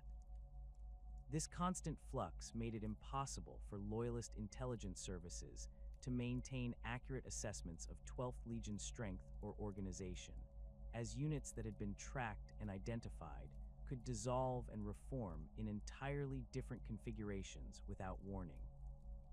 The World Eaters' abandonment of traditional military hierarchy meant that the death of a warband leader rarely resulted in the unit's dissolution, as other warriors would simply step forward to take command based on their combat prowess rather than formal rank. The pursuit of individual World Eaters' warbands required Loyalist forces to develop new tactics that emphasized speed and overwhelming force rather than the gradual attrition that characterized conventional warfare. The 12th Legion's berserker tactics made prolonged engagements extremely costly for Loyalist forces, as World Eaters' warriors became more dangerous as battles continued and their rage intensified. The most effective approach proved to be rapid strikes that eliminated entire warbands before they could fully deploy their forces, but this required precise intelligence and coordination that was often difficult to achieve in the chaotic conditions of the Great Scouring. The World Eaters' raids on Imperial installations followed no recognizable pattern beyond their desire for combat and bloodshed. Some attacks targeted military facilities where they could test their skills against disciplined opponents, while others focused on civilian centers where they could indulge their appetite for slaughter without significant resistance. The 12th Legion's complete abandonment of strategic thinking meant that they would sometimes attack targets that offered no tactical advantage simply because they were available and promised violence. This unpredictability made it impossible for Imperial commanders to establish effective defensive priorities or allocate resources efficiently. The psychological impact of World Eaters' raids extended far beyond their immediate victims, as reports of their atrocities spread throughout Imperial space and created a climate of fear that affected military and civilian morale. The knowledge that former Space Marines could descend to such depths of savagery challenged fundamental assumptions about the nature of the Emperor's greatest warriors and created doubts about the reliability of other Loyalist forces. Many Imperial Army units reported increased incidents of desertion and insubordination following encounters with World Eaters' forces, as mortal soldiers struggled to maintain their faith in the Imperium's ability to protect them from such threats. The World Eaters' increasing worship of Khorne manifested in ritualistic behavior that added new dimensions to their violence. The 12th Legion's warriors began to construct skull altars and blood shrines on their ships and in temporary bases, dedicating their kills to the blood god in elaborate ceremonies that combined elements of Nucerian gladiatorial traditions with newly developed chaos rituals. These practices served to further unite the scattered warbands around their shared devotion to violence, creating a religious framework that provided structure to their otherwise chaotic existence. The Loyalist forces' attempts to understand and counter World Eaters' tactics were complicated by the Legion's complete abandonment of conventional military doctrine. The 12th Legion's warriors no longer followed recognizable patterns of deployment or engagement, making it impossible to predict their behavior based on previous encounters. Each warband developed its own particular methods and preferences, creating a diverse array of threats that required different tactical approaches to counter effectively. The only consistent element was their commitment to close combat and their willingness to accept massive casualties in pursuit of their objectives. The tracking of World Eaters' movements was further complicated by their tendency to modify their ships and equipment in ways that made them difficult to identify through conventional means. The 12th Legion's vessels had been extensively altered with trophies and decorative elements taken from their victories, including the skulls of defeated enemies and banners made from the skin of their victims. Many ships had been renamed multiple times as their crews pursued new interpretations of Khornate worship, making it difficult for loyalist intelligence services to maintain accurate records of their locations and capabilities. The World Eaters' complete dissolution as a coherent military force accelerated as they encountered other chaos-worshipping groups and began to absorb or compete with them for territory and resources. Some warbands merged with cultist movements or renegade Imperial Army units, creating hybrid forces that combined Space Marine combat effectiveness with local knowledge and resources. Others engaged in brutal conflicts with rival chaos groups, viewing them as competitors for Khorne's favor rather than potential allies in their war against the Imperium.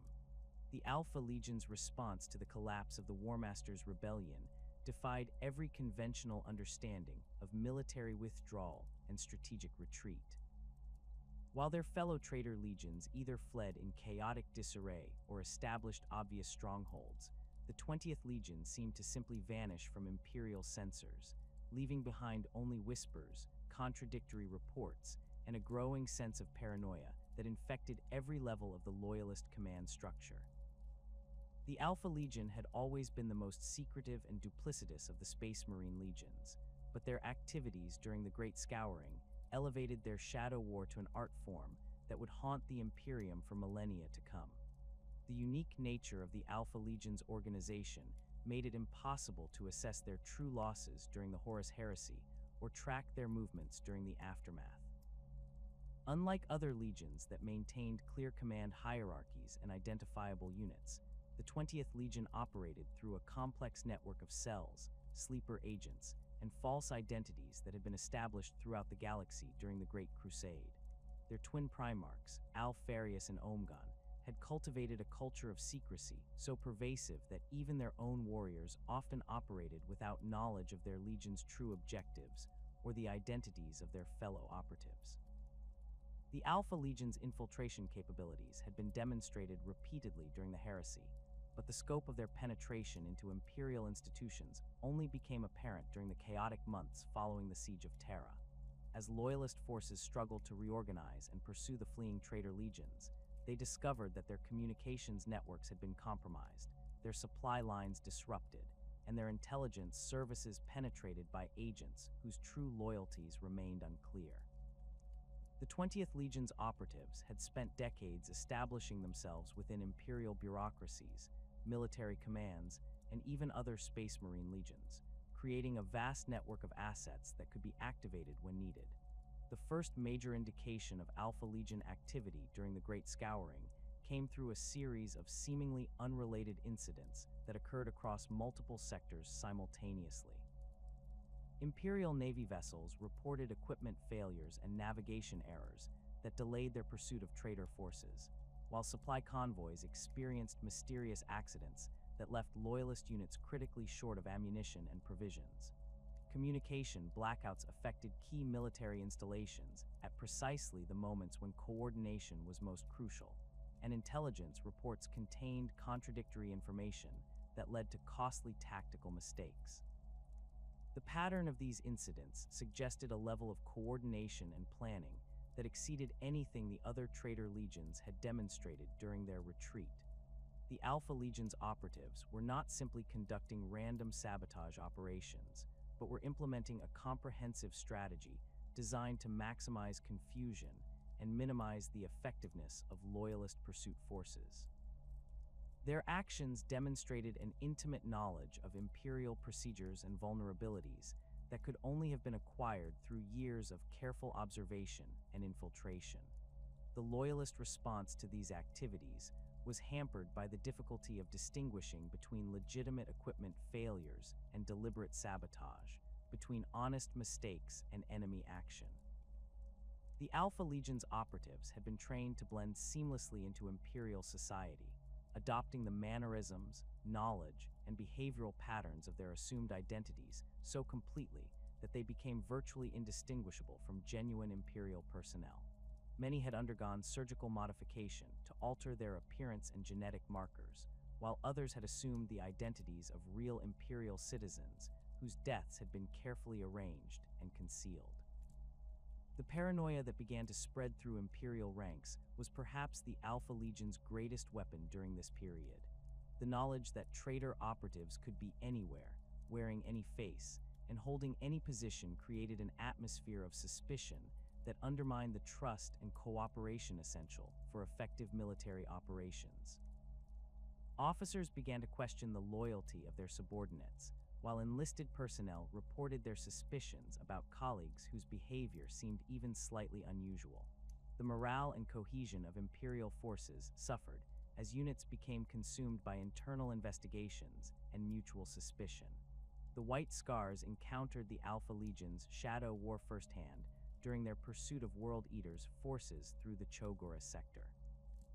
The 5th Legion's rapid advance was repeatedly delayed by supply shortages and communication failures that seemed to occur at precisely the worst possible moments. When Khan Jagatai's forces finally cornered a World Eater's warband on the mining world of Kar Vastor, they discovered that their target had been warned of their approach and had prepared an ambush that cost the White Scars significant casualties. The intelligence that had enabled the World Eater's preparation could only have come from someone with access to the White Scars' operational plans, but investigations failed to identify the source of the leak. The Blood Angels faced similar challenges during their operations in the Baal sector, where their pursuit of Emperor's Children forces was consistently frustrated by what appeared to be coincidental obstacles and delays. Navigation charts contained subtle errors that led entire fleets off course, while supply requisitions were delayed or misdirected by administrative personnel who claimed to be following proper procedures. The 9th Legion's commanders began to suspect that their movements were being monitored and reported to enemy forces, but their attempts to identify the source of these leaks proved fruitless. The Alpha Legion's operatives demonstrated a sophisticated understanding of Imperial psychology and organizational behavior that enabled them to manipulate loyalist forces without revealing their presence.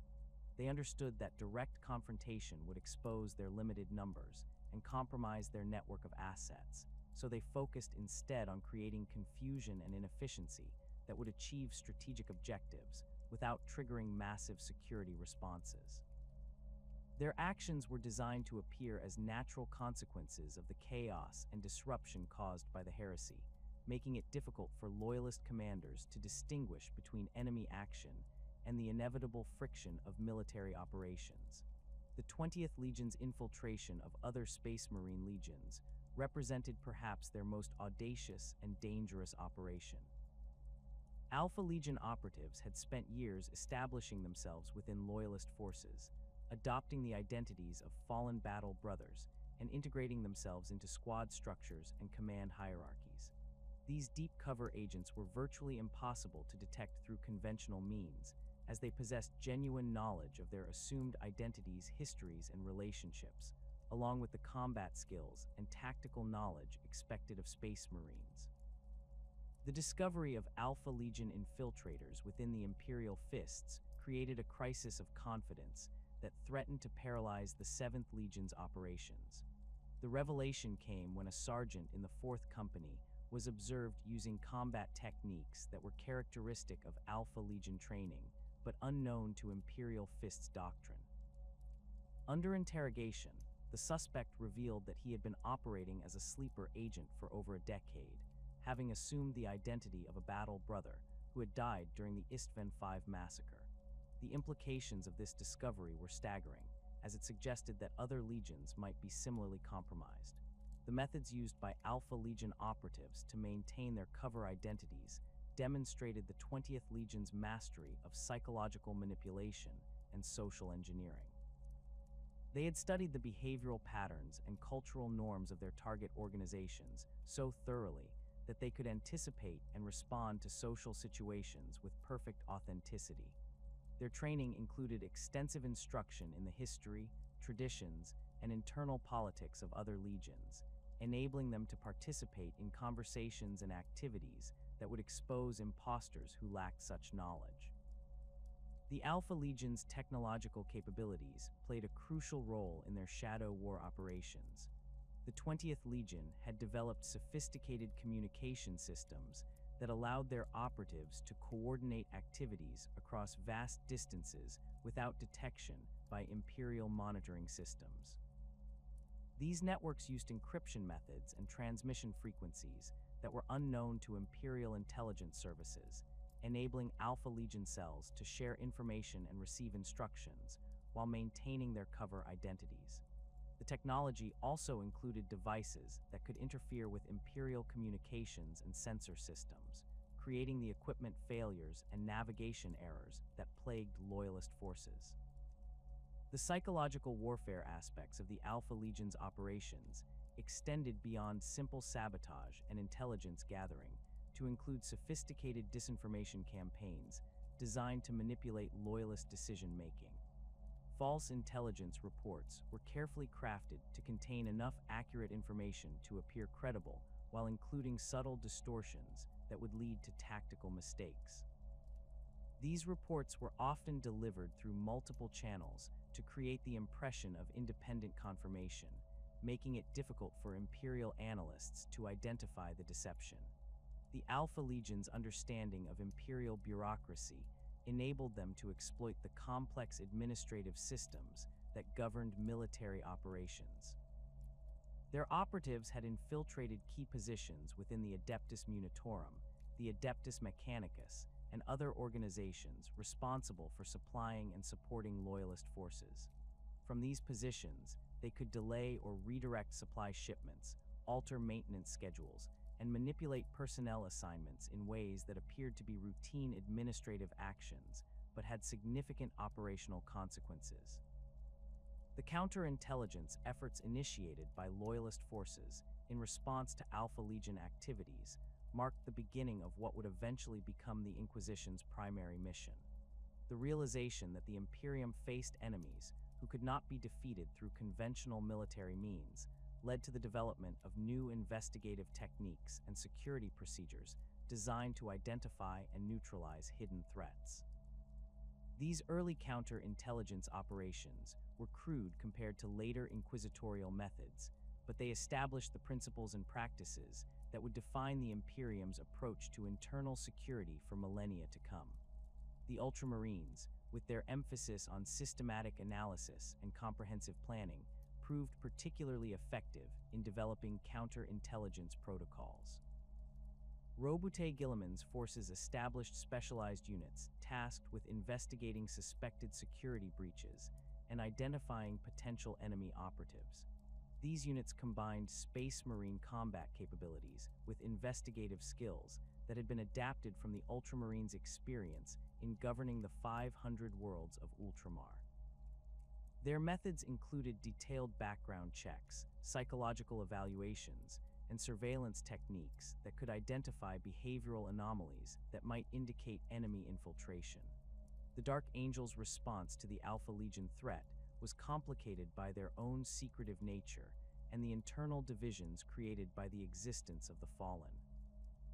The First Legion's traditional emphasis on secrecy and compartmentalized information made it difficult for them to implement the transparent security measures that were most effective against Alpha Legion infiltration. The Dark Angels' own hidden agendas and clandestine operations created an environment where unusual behavior and secretive activities were considered normal, providing perfect cover for enemy operatives who might have been detected more easily in other legions. The Iron Hand's methodical approach to security proved surprisingly effective against Alpha Legion infiltration attempts.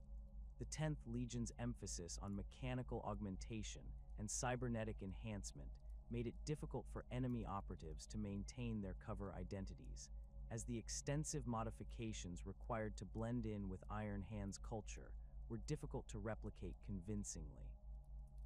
The Legion's cold, analytical approach to personal relationships also made it harder for infiltrators to establish the emotional connections that were essential for maintaining long-term cover identities. The Alpha Legion's operations during the Great Scouring demonstrated their ability to adapt their tactics to changing circumstances and exploit new opportunities as they arose. As loyalist forces developed counterintelligence measures and security protocols, the 20th Legion's operatives modified their methods to circumvent these defenses. They began using more sophisticated cover identities, employed new communication techniques, and developed alternative infiltration methods that took advantage of the chaos and confusion that characterized the post-heresy period. The long-term impact of Alpha Legion activities during the Great Scouring extended far beyond their immediate tactical effects. The paranoia and suspicion that their operations created would become permanent features of Imperial culture, influencing everything from military organization to civilian governance. The realization that enemies could hide behind any face and operate from within any institution led to the development of the surveillance systems and security measures that would define the Imperium's approach to internal threats for the rest of its existence. The Alpha Legion's Shadow War also demonstrated the limitations of conventional military thinking when confronted with unconventional threats. The Loyalist Legion's emphasis on honor, direct confrontation, and clear command structures made them vulnerable to enemies who operated through deception, manipulation, and indirect action. The lessons learned from these encounters would eventually lead to the development of new military doctrines and organizational structures designed to counter asymmetric threats, but the process of adaptation would take centuries and cost countless lives. The mystery surrounding the Alpha Legion's true objectives during the Great Scouring continues to generate debate among Imperial historians and intelligence analysts. Some evidence suggests that their operations were designed to protect the Imperium from threats that Loyalist forces could not recognize or counter effectively, while other indicators point to a more sinister agenda focused on the gradual corruption and subversion of Imperial institutions. The 20th Legion's mastery of deception and misdirection makes it impossible to determine their true motivations with certainty, ensuring that their Shadow War will remain one of the most enigmatic aspects of the post-heresy period. The Death Guard's transformation under Nurgle's malevolent influence had begun subtly during the latter stages of the Horus Heresy, manifesting first as minor ailments and unexplained infections that the Legion's apothecaries attributed to the stresses of prolonged warfare. However, by the time the 14th Legion began their withdrawal from the Sol system, the changes had accelerated into a grotesque metamorphosis that would fundamentally alter their nature as Space Marines. The once proud warriors who had endured the toxic atmosphere of Barbarous and prided themselves on their resilience against all forms of harm now found themselves becoming vectors of the very diseases they had once resisted.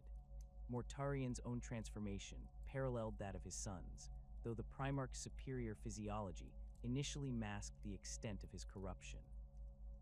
The Death Lord's pale features had taken on a sickly pallor that went beyond his natural complexion, while his breathing apparatus, once a symbol of his mastery over toxic environments, now seemed to wheeze and rattle with each labored breath. His scythe's silence had begun to weep a viscous, greenish fluid that corroded whatever it touched, and his presence brought with it the stench of decay that no amount of ventilation could dispel from the Death Guard fleet's corridors. The Legion's withdrawal from Terra was conducted with the same methodical precision that had characterized their operations throughout the Great Crusade, but their ships had become floating plague laboratories where new forms of biological warfare were being developed through a combination of deliberate experimentation and spontaneous mutation. The Death Guard's traditional emphasis on endurance and attrition warfare had evolved into something far more sinister, as their apothecaries and tech marines worked to weaponize the diseases that were consuming their own bodies. The first Imperial worlds to experience the Death Guard's new methods of warfare were the agri-worlds of the Cadian sector, where the 14th Legion's advance elements established temporary bases while the main fleet regrouped following their departure from Terra. The planetary populations initially welcomed the arrival of Space Marines, believing them to be loyalist forces sent to protect them from traitor raids. This misconception was quickly corrected when the Death Guard began deploying viral weapons that had been cultivated from their own infected tissue and bodily fluids. the plague that swept through the Cadian agri-worlds defied every medical understanding that Imperial physicians possessed. The infection spread through multiple vectors simultaneously, transmitted through air, water, physical contact, and even through the consumption of contaminated food supplies. Victims experienced a rapid onset of symptoms that included suppurating lesions, respiratory failure, and neurological damage that left survivors in states of delirium and pain. The disease seemed to target the human immune system specifically, breaking down the body's natural defenses while keeping victims alive long enough to serve as breeding grounds for new strains of infection. The Death Guard's ground forces that deployed to these worlds bore little resemblance to the disciplined Space Marines they had once been. Their power armor had become fused with their flesh in places, creating grotesque hybrid forms where ceramite plates merged with rotting tissue and exposed bone. Many warriors had developed additional limbs or sensory organs that sprouted from their torsos and helmets, while others had lost entire sections of their bodies to decay without any apparent reduction in their combat effectiveness. The stench that accompanied their advance was so overwhelming that even other Chaos forces found it difficult to operate in close proximity to Death Guard units. The weapons employed by the transformed 14th Legion had been extensively modified to serve as delivery systems for biological agents. Bolter rounds had been replaced with specially designed ammunition that burst upon impact to release clouds of infectious spores, while flamers had been converted to spray corrosive chemicals that could eat through protective equipment and contaminate entire areas. The Legion's heavy weapons teams deployed virus bombs and chemical mortars that could render entire city blocks uninhabitable for decades, creating zones of permanent contamination that served as breeding grounds for new forms of plague. The loyalist response to these new weapons was initially hampered by a complete lack of understanding about their nature and effects. Imperial forces that encountered Death Guard units found their standard protective equipment inadequate against biological agents that could penetrate sealed armor systems and bypass conventional filtration methods. The diseases deployed by the 14th Legion seemed to adapt and evolve in real time, developing resistance to medical treatments and countermeasures almost as quickly as they could be implemented. The White Scars were among the first loyalist forces to engage the Death Guard during their plague campaigns, and the encounter demonstrated the extent to which the 14th Legion's transformation had altered their tactical capabilities. The 5th Legion's traditional hit and run tactics proved ineffective against enemies who could contaminate entire battlefields with their mere presence, while their emphasis on speed and mobility was negated by the need to maintain quarantine protocols and decontamination procedures. Many White Scars warriors reported that their bikes and vehicles became contaminated after brief exposure to Death Guard forces, requiring extensive purification rituals that often proved insufficient to prevent the spread of infection. The psychological impact of fighting the Death Guard extended beyond the immediate horror of their appearance and methods. The knowledge that former battle brothers had willingly embraced such corruption created a profound sense of revulsion and despair among loyalist forces, who struggled to comprehend how Space Marines could descend to such depths of degradation. The sight of Death Guard warriors who continued to fight despite having lost significant portions of their bodies to decay challenged fundamental assumptions about the nature of life and death, creating existential questions that many Imperial soldiers found impossible to answer. The Imperial Fist's encounter with Death Guard forces during the defense of the fortress world of Hydra Cordatus provided a stark demonstration of how the 14th Legion's new capabilities could neutralize traditional defensive advantages. The planet's massive fortifications, which had been designed to withstand conventional siege warfare, proved vulnerable to biological weapons that could seep through ventilation systems and contaminate water supplies. The garrison's defenders found themselves fighting not only against external assault forces, but also against diseases that spread through their own ranks, creating a two-front war that stretched their resources beyond the breaking point. The Death Guard siege of Hydra Cordatus lasted for months, during which time the 14th Legion demonstrated their mastery of biological warfare through the systematic contamination of the planet's entire ecosystem.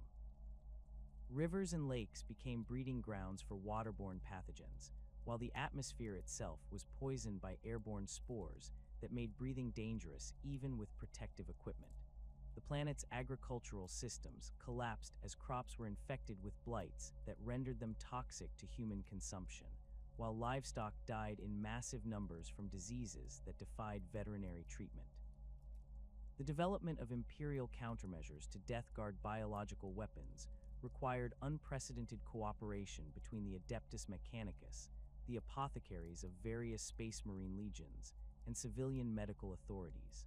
The tech priests of Mars contributed their expertise in chemical analysis and equipment design, while Space Marine apothecaries provided knowledge of Astartes' physiology and combat medicine. Civilian physicians brought their understanding of disease transmission and public health measures, creating interdisciplinary teams that worked to develop new protective equipment and medical treatments. The first generation of anti-plague equipment developed during this period was crude but effective, consisting of sealed environmental suits that could maintain positive pressure to prevent contamination, along with sophisticated filtration systems that could remove biological agents from air and water supplies. The suits were bulky and cumbersome, reducing the mobility and combat effectiveness of troops who wore them, but they provided essential protection against the most dangerous Death Guard weapons.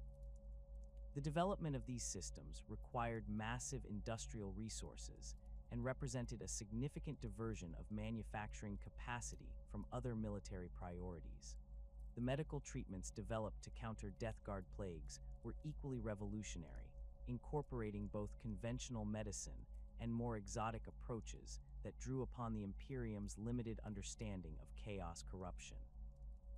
The most effective treatments combined broad-spectrum antibiotics with psychic healing techniques administered by trained psychers, along with surgical procedures that could remove infected tissue before contamination could spread. The development of these treatments required extensive human testing that raised ethical questions about the acceptable costs of military necessity. The Death Guard's response to Imperial countermeasures demonstrated their ability to adapt and evolve their biological weapons in real time. As Loyalist forces developed new protective equipment and medical treatments, the 14th Legion's plagues mutated to overcome these defenses, creating an arms race between Imperial science and chaos corruption. The diseases employed by the Death Guard seemed to possess an almost supernatural intelligence, adapting to new challenges with a speed that suggested they were being guided by forces beyond natural evolution. The siege of the hive world of Tallarn provided the most comprehensive test of Imperial anti-plague capabilities and revealed both the strengths and limitations of the countermeasures that had been developed. The planet's massive population centers and industrial infrastructure made it an ideal target for Death Guard biological weapons, while its strategic importance as a manufacturing hub meant that its loss would have significant implications for the broader war effort. The Imperial defenders included elements from multiple Space Marine legions, along with specialized units equipped with the latest anti-plague technology. The battle for Tallarn lasted for over a year and became a proving ground for new forms of warfare that would define the remainder of the Great Scouring. The Death Guard's assault began with the deployment of airborne pathogens that were designed to overwhelm the planet's atmospheric processors and contaminate the air supply for entire hive cities. The Imperial defenders responded with massive air filtration systems and sealed environmental zones that could maintain clean atmospheres for extended periods, but the scale of the contamination made it impossible to protect the entire population. The ground combat that followed demonstrated how Death Guard corruption could transform familiar battlefield environments into alien landscapes of decay and pestilence. Areas where the 14th Legion had established positions became zones of perpetual twilight, shrouded in toxic mists that corroded equipment and poisoned the soil. The very ground seemed to writhe with unnatural life, as fungi and bacterial colonies created carpets of corruption that could support Death Guard forces while proving lethal to unprotected Imperial troops. The Loyalist forces defending Tallarn were forced to develop new tactical doctrines that emphasized containment and quarantine rather than traditional offensive operations. Entire sectors of the planet were abandoned to Death Guard control when contamination levels became too high to permit safe operations, while Imperial forces established defensive perimeters around critical infrastructure and population centers. The fighting became a series of desperate holding actions designed to prevent the spread of corruption rather than achieve decisive military victories. The Death Guard's use of civilian populations as biological weapons represented a new level of horror that shocked even veteran Imperial commanders. The 14th Legion would deliberately infect captured civilians with experimental diseases before releasing them to return to Imperial-controlled areas, where they would serve as unwitting vectors for new forms of plague. These human weapons were often unaware of their condition until symptoms began to manifest, by which time they had already spread infection to their families and communities. The psychological warfare aspects of Death Guard operations extended beyond their use of biological weapons to include deliberate displays of corruption and decay that were designed to demoralize Imperial defenders. The 14th Legion would construct monuments from the corpses of their victims, arrange diseased bodies in patterns that suggested occult significance, and broadcast recordings of their victims' dying agonies across Imperial communication networks. These tactics were intended to create despair and hopelessness among Loyalist forces, undermining their will to resist even when they possessed superior numbers and equipment. The eventual confrontation between Mortarion and the Loyalist forces pursuing him occurred in the Plague Planet system, where the Death Guard had established a permanent base of operations that served as both a fortress and a laboratory for their biological experiments. The planet itself had been transformed into a living organism of sorts, with its atmosphere, water, and soil all contaminated by Nurgle's influence. The surface was covered with structures that seemed to grow rather than being built, creating a landscape that defied conventional military analysis. The Loyalist assault on the Plague Planet was led by a combined force that included elements from multiple Space Marine legions, along with specialized units equipped with the most advanced anti-plague technology available. The attacking forces were supported by orbital bombardment that was designed to sterilize large areas of the planet's surface, but the corruption had penetrated so deeply into the world's structure that conventional weapons proved insufficient to cleanse it completely. The battle that followed was unlike anything in the annals of Imperial military history, as Loyalist forces found themselves fighting not only against Death Guard defenders, but also against the planet itself.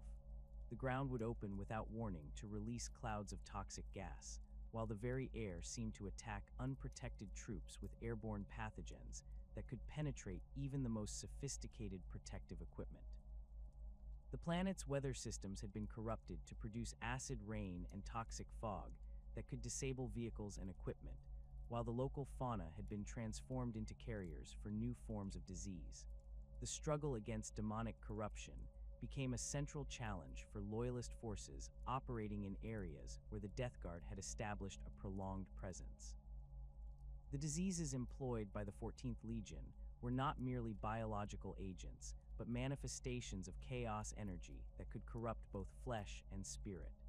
Imperial troops who survived exposure to Death Guard plagues often reported psychological changes that included depression, despair, and a growing acceptance of corruption as an inevitable part of existence.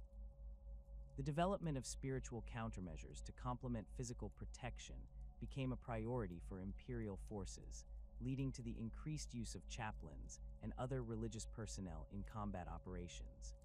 These spiritual warriors provided not only tactical leadership, but also psychological support for troops who were struggling with the existential horror of fighting enemies who had embraced their own corruption. The rituals and ceremonies developed during this period would eventually become standard components of Imperial military doctrine, providing frameworks for maintaining morale and spiritual purity in the face of chaos corruption. The Death Guard's retreat toward the Eye of Terror was marked by a systematic campaign of biological warfare that left entire sectors of Imperial space uninhabitable for generations. The 14th Legion's path was marked by dead worlds, where nothing could grow, poisoned systems, where the very stars seemed dimmed by toxic clouds, and space lanes that remained dangerous to traverse due to lingering contamination. The long-term environmental damage caused by their passage would require centuries of remediation efforts and would serve as a permanent reminder of the horrors that chaos corruption could unleash upon the galaxy. The Word-Bearers' withdrawal from the Sol system differed markedly from the chaotic retreat of their fellow Traitor Legions, for the 17th Legion possessed something their brothers lacked: an unshakable sense of divine purpose that transcended loyalty to any mortal commander. While the Sons of Horus fragmented without their Primarchs' leadership, and the World Eaters descended into mindless bloodshed, the Word-Bearers maintained their cohesion through their absolute devotion to the Chaos Gods and their belief that the Horus Heresy had been merely the opening phase of a far grander conflict that would span millennia. Lorgar Aurelian's transformation during the final stages of the siege had accelerated beyond the physical mutations that marked other demon princes. The Urizen's ascension had been as much philosophical as corporeal, his mind expanding to encompass truths about the nature of reality that his mortal consciousness could never have contained. Where once he had been a seeker of truth who questioned the Emperor's secular vision, he had become a prophet of chaos who understood the fundamental role that suffering, change, excess, and decay played in the cosmic order. His presence aboard the flagship Fidelita's Lex radiated an aura of dark enlightenment that affected every word-bearer who came into contact with him. The 17th Legion's fleet maintained better discipline than most traitor forces during the withdrawal, but their ships had been transformed into mobile temples where the worship of chaos had reached new heights of sophistication and depravity. The vessel corridors that had once echoed with the chanting of imperial hymns now resonated with liturgies dedicated to the dark gods, while the chapels that had served as centers of imperial faith were converted into sanctuaries where demons could manifest in the material realm. The Word-Bearers' traditional emphasis on religious ceremony and ritual observance had been perverted into a comprehensive system of chaos worship that encompassed every aspect of their existence. The Legion's dark apostles, formerly chaplains who had guided their brothers in the worship of the Emperor, now served as conduits for the will of the Chaos Gods. These fallen priests had undergone their own transformations, their flesh marked with ritual scarification and demonic sigils that allowed them to channel the energies of the warp with unprecedented precision. Their sermons had become incantations that could summon lesser demons to the battlefield, while their presence alone could corrupt the faith of imperial defenders and turn loyal soldiers against their own commanders. The Word-Bearers' approach to fortification differed significantly from the purely military considerations that guided other legions. Their defensive positions were designed to serve dual purposes as both military strongholds and centers of chaos worship, with every bunker and trench incorporating elements that would facilitate demonic summoning and ritual sacrifice. The fortress monasteries they established on key worlds became focal points for warp energy that could corrupt entire planetary populations, transforming loyal imperial citizens into cultists who would serve the Legion's cause with fanatical devotion. The construction of these fortress monasteries required specialized knowledge that went beyond conventional military engineering. The Word-Bearers' Tech Marines worked in conjunction with Dark Apostles to create structures that existed simultaneously in the material realm and the warp, their foundations anchored in bedrock, while their spires reached into dimensions that mortal minds could not comprehend. The defensive systems incorporated demonic entities that had been bound into the fortress walls, creating living fortifications that could adapt to changing tactical situations and regenerate damage through the consumption of psychic energy.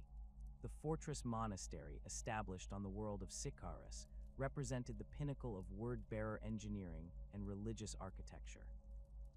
The planet, which had served as the Legion's primary recruiting world during the Great Crusade, was transformed into a bastion of chaos worship that could support the 17th Legion's operations throughout the surrounding sectors. The massive complex that rose from the planet's surface combined elements of Imperial architecture with designs that had been revealed through demonic visions, creating a structure that seemed to shift and change depending on the observer's perspective. The Sikaris fortress incorporated multiple layers of defense that operated on both physical and spiritual levels.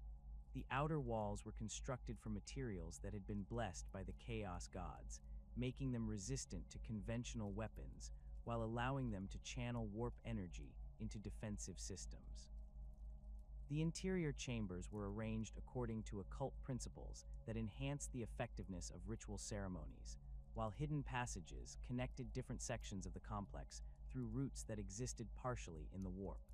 The central cathedral could accommodate thousands of worshippers during major religious ceremonies, its vaulted ceiling decorated with frescoes that depicted the triumph of chaos over imperial order.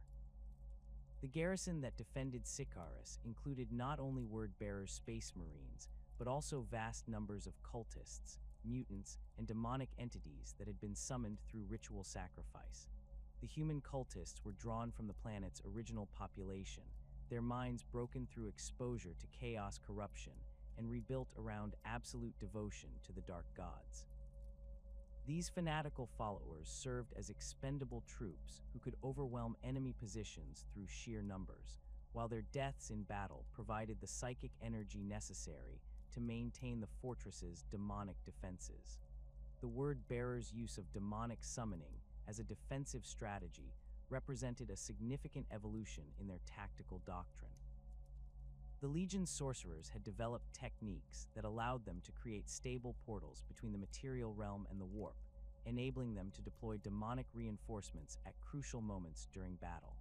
These summoning rituals required careful preparation and the sacrifice of significant numbers of cultists, but they provided the word-bearers with access to forces that could not be defeated through conventional military means. The demons that served the word-bearers varied in their nature and capabilities, depending on which chaos god they served. Bloodletters of Khorne provided close combat support with their hellblades and supernatural strength, while plague-bearers of Nurgle could contaminate entire areas with their diseased touch. Demonettes of Slaanesh used their unnatural beauty and hypnotic abilities to confuse and corrupt enemy forces, while Horrors of Tzeentch wielded sorcerous powers that could reshape reality according to their whims. The coordination of these diverse forces required careful planning and extensive knowledge of demonic hierarchies and behaviors. The loyalist response to word-bearer fortress monasteries was complicated by the spiritual nature of their defenses. Conventional siege tactics proved inadequate against fortifications that could regenerate damage through warp energy, while the presence of demonic entities created psychological challenges that went beyond normal combat stress. Imperial forces found themselves fighting not only against physical enemies, but also against their own doubts and fears, as the word-bearers' corruption worked to undermine their faith in the Emperor and the righteousness of their cause. The Imperial Fist's assault on the word-bearer's stronghold at Genna Prime provided an early demonstration of the challenges posed by chaos-corrupted fortifications. The planet's fortress monastery had been constructed around a series of ancient ruins that predated human settlement, their alien architecture incorporated into the word-bearer defenses in ways that created disturbing spatial anomalies. Imperial forces found that rooms within the complex were larger on the inside than their external dimensions suggested, while corridors seemed to lead to destinations that changed depending on the time of day or the phase of the local moon. The siege of Genna Prime lasted for months as Imperial forces struggled to penetrate defenses that operated according to principles that defied conventional understanding. Artillery bombardments that should have destroyed entire sections of the fortress instead seemed to strengthen the word-bearer positions, as the psychic energy released by the explosions was channeled into demonic summoning rituals. The fortress walls absorbed the impact of macro-cannon shells and converted the kinetic energy into warp power that could be used to manifest new defensive positions or repair damaged sections. The Imperial assault troops who managed to breach the outer defenses found themselves fighting in environments that challenged their sanity as much as their combat skills. The fortress corridors were decorated with murals that seemed to move when viewed peripherally, while the air itself was thick with incense that induced hallucinations and religious ecstasy. The word-bearer defenders fought with weapons that had been blessed by the Chaos gods, their bolter rounds exploding with demonic fire, while their chainswords screamed with the voices of bound spirits. The psychological warfare employed by the word-bearers during these sieges was as sophisticated as their physical defenses. The Legion's Dark Apostles used their knowledge of Imperial religious doctrine to create corrupted versions of familiar hymns and prayers, broadcasting them across Imperial communication networks to sow confusion and doubt among loyalist forces. These twisted liturgies incorporated elements of chaos worship that could affect the minds of listeners, gradually eroding their faith in the Emperor while replacing it with devotion to the dark gods. The word-bearers' recruitment of new followers during their defensive campaigns demonstrated their understanding of human psychology and their ability to exploit the fears and desires that drove mortal behavior. The Legion's agents would infiltrate Imperial refugee camps and military installations, identifying individuals who were vulnerable to corruption due to trauma, loss, or disillusionment with Imperial authority. These potential recruits were gradually exposed to Chaos doctrine through seemingly innocent conversations and shared hardships, their conversion proceeding so slowly that they often remained unaware of their changing loyalties until it was too late to resist. The theological implications of the conflict between Imperial and Chaos forces became increasingly apparent as the Great Scouring progressed. The word-bearers' corruption represented more than simple military rebellion. It was a fundamental challenge to the Imperial truth that had formed the foundation of the Emperor's secular vision. The Legion's ability to summon demons and perform miraculous feats through chaos worship provided tangible evidence of the supernatural forces that the Emperor had sought to deny, creating philosophical questions that many Imperial soldiers found impossible to answer. The emerging Imperial Creed, which had begun to develop during the later stages of the Horus Heresy, provided a framework for understanding and combating chaos corruption that went beyond purely military considerations. The new religious doctrine acknowledged the existence of malevolent spiritual forces while maintaining that the Emperor possessed the divine authority necessary to protect humanity from their influence. This theological evolution represented a significant departure from the Imperial truth's atheistic materialism, but it provided Imperial forces with the spiritual tools necessary to resist chaos corruption. The role of Imperial chaplains became increasingly important as loyalist forces developed new methods for combating word-bearer corruption. These spiritual warriors served not only as sources of inspiration and morale, but also as guardians against the psychological effects of chaos exposure. The chaplain's training was expanded to include knowledge of chaos doctrine and corruption techniques, enabling them to identify and counter the subtle influences that word-bearer agents used to recruit new followers. Their presence on the battlefield provided a focal point for Imperial faith that could neutralize the corrupting effects of chaos rituals and demonic manifestations. The development of blessed weapons and sanctified equipment became a priority for Imperial forces operating against word-bearer strongholds. The Adeptus Mechanicus worked with Imperial chaplains to create weapons that had been consecrated through religious ceremony, their machine spirits strengthened through prayer and ritual purification. These blessed weapons proved more effective against demonic entities than conventional equipment, their shots disrupting the warp energy that sustained supernatural beings, while their impact created zones of spiritual purity that could weaken chaos corruption. The word-bearers' response to Imperial countermeasures demonstrated their adaptability and deep understanding of the forces they served. As loyalist forces developed new weapons and tactics to combat demonic entities, the 17th Legion modified their summoning rituals to call forth different types of demons that were less vulnerable to sanctified weapons.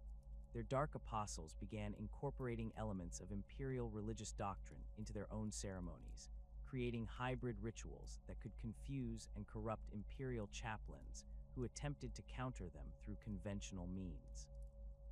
The siege of the fortress monastery on Colchis, the Word-Bearer's homeworld, represented the culmination of the loyalist campaign against the 17th Legion's strongholds.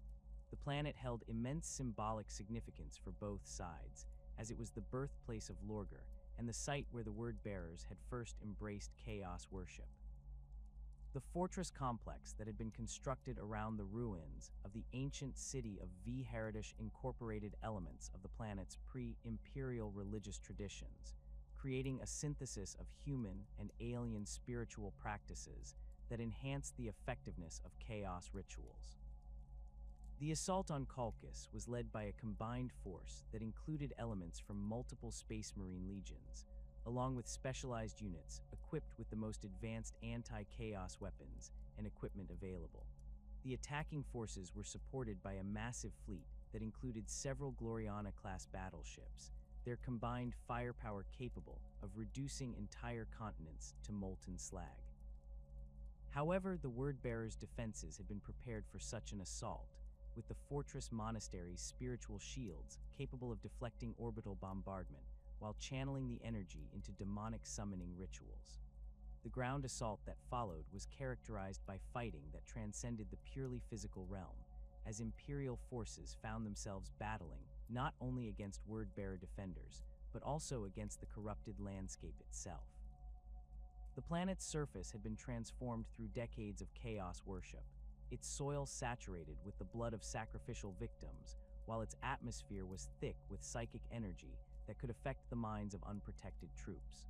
The very ground seemed to resist Imperial advance, with trenches filling themselves and defensive positions regenerating through supernatural means.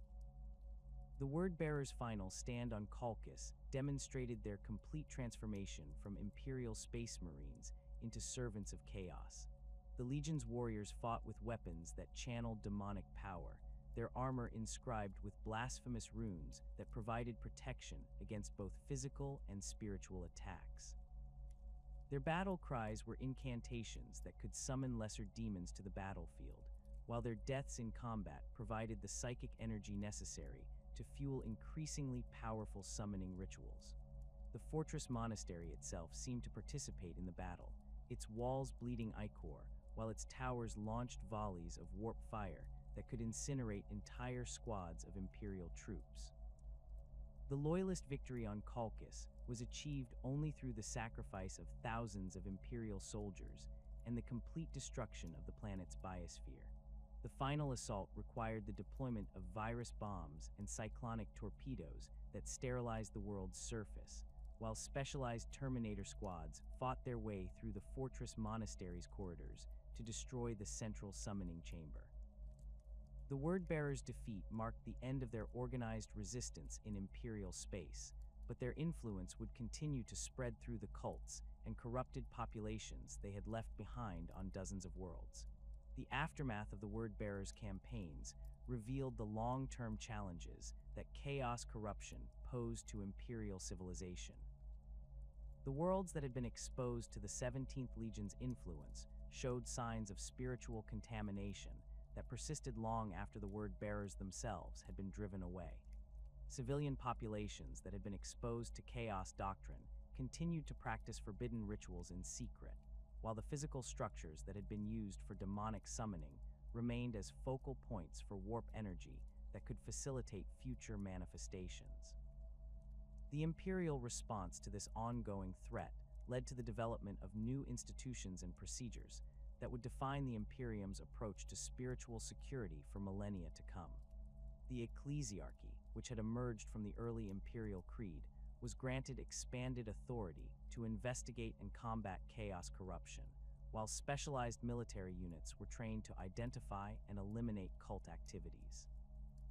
The Inquisition, though not yet formally established, began to take shape as various Imperial agencies recognized the need for coordinated counterintelligence operations against enemies who operated through spiritual corruption rather than conventional military means. The Word-Bearer's retreat toward the Eye of Terror was marked by a systematic campaign of corruption that left entire sectors of Imperial space vulnerable to future chaos incursions. The Legion's path was marked by hidden shrines and secret cults that would serve as beacons for future demonic manifestations, while the populations they had corrupted would continue to spread chaos doctrine through seemingly innocent religious practices. The long-term spiritual damage caused by their passage would require centuries of purification efforts and would serve as a constant reminder of the insidious nature of chaos corruption. The strategic situation facing the loyalist forces in the final phase of the Great Scouring had evolved into a complex web of interconnected campaigns that stretched across multiple sectors of the galaxy. The scattered nature of the traitor retreat had initially seemed to favor the Imperial cause, as the fragmented enemy forces appeared vulnerable to defeat in detail. However, as the pursuit progressed deeper into the galaxy's outer reaches, it became apparent that the Traitor Legions were not simply fleeing in panic, but were conducting a fighting withdrawal toward a predetermined destination that would provide them with sanctuary from Imperial retribution. The Eye of Terror, that massive warp storm that had scarred the galaxy since the fall of the Elder Empire, had become the focal point of traitor movements throughout the outer spiral arms. Intelligence reports from across the Segmentum Obscurus indicated that various traitor forces were converging on the region surrounding the Eye, establishing temporary bases and supply depots that suggested a coordinated effort to reach the storm's protective embrace. The implications of this development were staggering, as it meant that the Traitor Legions retained some form of unified command structure despite their apparent fragmentation. Robute Guilliman's analysis of the strategic situation revealed the true scope of the challenge facing the Loyalist forces. The Ultramarines Primarch had established his command center aboard the flagship Macraga's Honor, where teams of tactical analysts worked around the clock to process intelligence reports and coordinate the movements of Loyalist forces across dozens of star systems. The data they compiled painted a picture of enemy movements that defied conventional military logic, with traitor forces taking circuitous routes that avoided Imperial strongholds while maintaining their general trajectory toward the Eye of Terror. The coordination required to orchestrate such a complex withdrawal suggested that the Traitor Legions possessed communication networks and command structures that had survived the chaos following Horus's death. The Alpha Legion's infiltration capabilities provided one possible explanation for this coordination, as their operatives could relay information between scattered traitor forces without detection by Imperial intelligence services. However, the scale and sophistication of the withdrawal indicated that other factors were at work, possibly including demonic influence or the guidance of surviving Primarchs who had managed to maintain control over their forces. The Loyalist response to this revelation required a fundamental shift in strategic thinking. Rather than continuing to pursue individual traitor forces in isolation, Guilliman proposed a coordinated offensive that would establish a series of blocking positions along the major space lanes leading to the Eye of Terror. These positions would serve as anvils against which the fleeing traitor forces could be hammered by pursuing Loyalist units, preventing their escape while forcing them into decisive engagements on terms favorable to Imperial forces. The establishment of these blocking positions required the deployment of substantial naval forces to key star systems that controlled access to the Eye of Terror region. The Imperial Navy, still recovering from the losses sustained during the Horus Heresy, was stretched thin by the demands of supporting multiple simultaneous operations across such vast distances. Many of the fleet elements assigned to the blocking force consisted of vessels that had been hastily repaired after suffering damage during the Siege of Terra, their crews supplemented by personnel drawn from merchant marine and system defense forces. The fortress world of Cadia, strategically positioned near the Eye of Terror, became the primary staging area for the Loyalist offensive. The planet's massive defensive installations and extensive military infrastructure made it an ideal base of operations for the fleet elements and ground forces that would participate in the final push. The world's garrison, which had remained loyal throughout the heresy, was reinforced by elements from multiple Space Marine legions and Imperial Army regiments that had been transferred from other theaters of operation. The preparation of Cadia for its role as the primary Imperial stronghold in the region required extensive modifications to the planet's existing defenses. The fortress cities that dotted the world's surface were expanded and reinforced with new weapon systems designed to counter the types of threats that traitor forces might deploy. The planet's orbital defenses were strengthened with additional monitor stations and weapon platforms, while the system's asteroid belt was seeded with automated defense systems that could engage enemy vessels attempting to bypass the main defensive positions. The logistical challenges of supporting such a massive military buildup in a region so far from the Imperium's industrial centers required innovative solutions that would influence Imperial military doctrine for centuries to come. Supply convoys traveling to Cadia faced constant harassment from traitor raiders and Alpha Legion infiltrators, forcing the development of new escort procedures and communication protocols. The establishment of forward supply bases and maintenance facilities throughout the region created a network of installations that would serve as the foundation for the Imperium's long-term presence near the Eye of Terror. The first major engagement of the coordinated offensive occurred in the Belize Corona system, where a substantial force of Iron Warriors had established a temporary base while awaiting the arrival of other traitor elements. The Imperial Assault Force, consisting of Imperial Fists supported by Ultramarines and White Scars elements, found the enemy positions heavily fortified and defended by sophisticated weapon systems that had been rapidly deployed using prefabricated components. The battle that followed demonstrated the Iron Warriors' continued expertise in defensive warfare, as their positions proved remarkably resilient to orbital bombardment and ground assault. The Iron Warriors' defensive strategy at Belize Corona incorporated lessons learned from their previous engagements with loyalist forces, including the disastrous siege of the Iron Cage. Rather than constructing a single massive fortress that could be surrounded and reduced through attrition, they had established a network of smaller strongpoints that could provide mutual support while remaining mobile enough to be relocated if circumstances required. The defensive positions were connected by underground tunnels and communication networks that allowed the defenders to coordinate their response to Imperial attacks while maintaining the flexibility to adapt to changing tactical situations. The Loyalist assault on the Iron Warriors' positions required the development of new tactical approaches that combined the strengths of multiple legions while compensating for their individual weaknesses. The Imperial Fists provided expertise in siege warfare and the reduction of fortified positions, while the Ultramarines contributed their superior organization and logistical capabilities. The White Scars added mobility and rapid response capabilities that could exploit gaps in the enemy defenses, while specialized units equipped with the latest anti-chaos weapons provided the means to counter any demonic manifestations that might support the Iron Warriors. The fighting at Belize Corona continued for weeks as Imperial forces systematically reduced the Iron Warriors' defensive network through a combination of direct assault and siege tactics. The enemy positions proved remarkably resilient, with automated repair systems that could restore damaged sections while the defenders repositioned to new locations. The Iron Warriors' use of modular construction techniques allowed them to dismantle and relocate entire defensive positions overnight, forcing Imperial commanders to constantly adapt their assault plans to account for changing enemy dispositions. The breakthrough at Belize Corona came when White Scars reconnaissance units discovered a weakness in the Iron Warriors' tunnel network that could be exploited through a coordinated assault from multiple directions.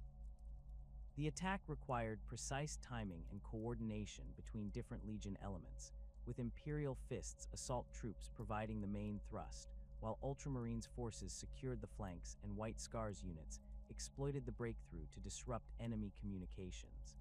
The success of this combined arms approach demonstrated the effectiveness of inter-legion cooperation and provided a model for future operations. The defeat of the Iron Warriors at Belize Corona sent shockwaves through the remaining traitor forces, as it demonstrated that even the most sophisticated defensive positions could be overcome through superior coordination and tactics. The survivors of the Fourth Legion were forced to abandon their carefully prepared positions and continue their retreat toward the Eye of Terror, leaving behind substantial quantities of equipment and supplies that would prove valuable to Imperial forces. The victory also provided loyalist commanders with intelligence about traitor movements and intentions that would prove crucial in planning subsequent operations. The Word-Bearers' response to the Imperial offensive demonstrated their continued commitment to spreading chaos corruption even as they retreated toward the Eye of Terror. Rather than simply fleeing from Imperial pursuit, the 17th Legion conducted a systematic campaign of corruption that left entire star systems vulnerable to future chaos incursions. Their path was marked by hidden shrines and secret cults that would serve as beacons for demonic manifestations, while the populations they had influenced continued to spread chaos doctrine through seemingly innocent religious practices. The loyalist forces pursuing the Word-Bearers found themselves fighting not only against the Legion's military forces, but also against the corrupted populations of worlds that had been exposed to their influence. Entire planetary governments had been infiltrated by chaos cultists who used their positions to sabotage Imperial operations and provide intelligence to the retreating traitor forces.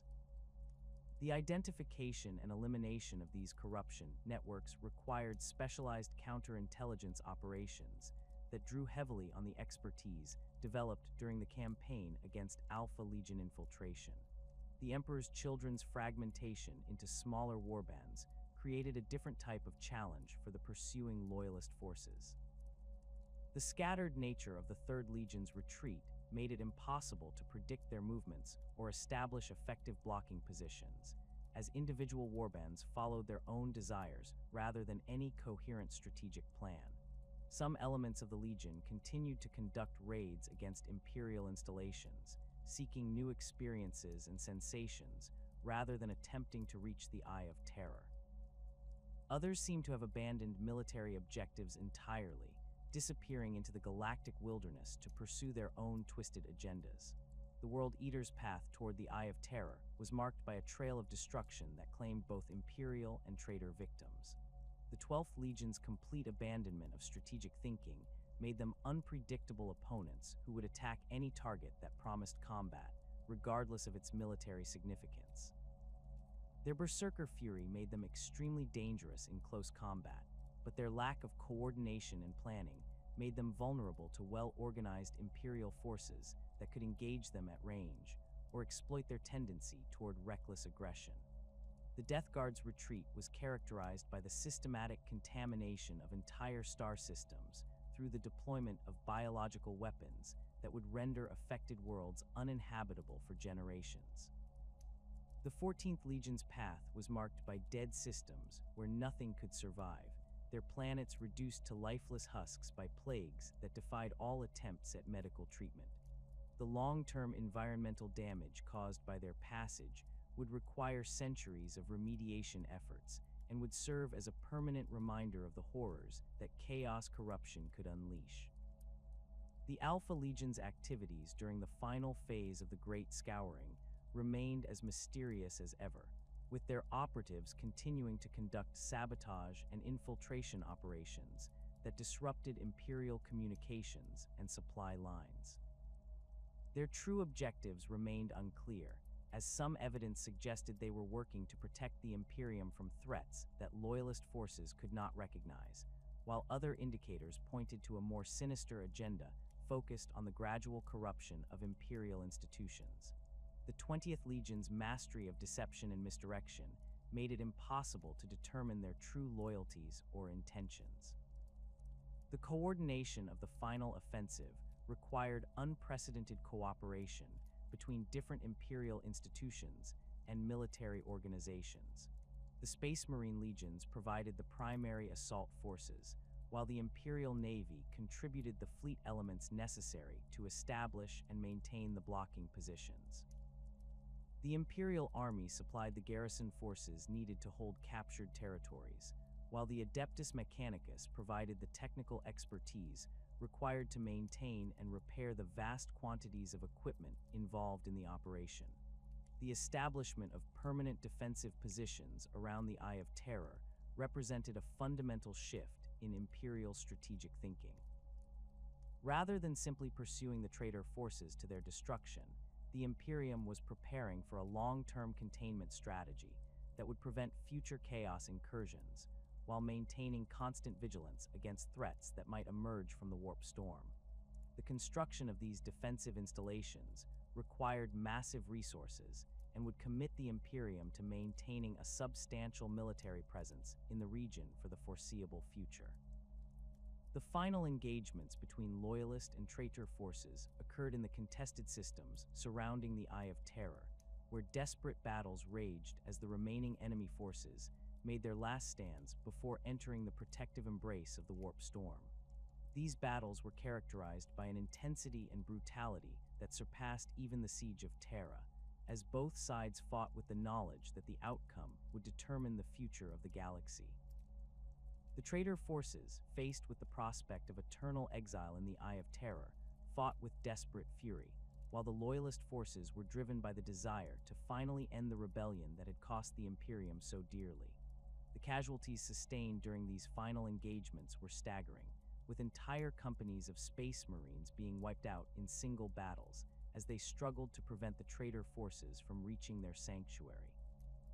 The Imperial forces that survived these engagements were forever changed by their experiences, having witnessed horrors that would haunt them for the rest of their lives.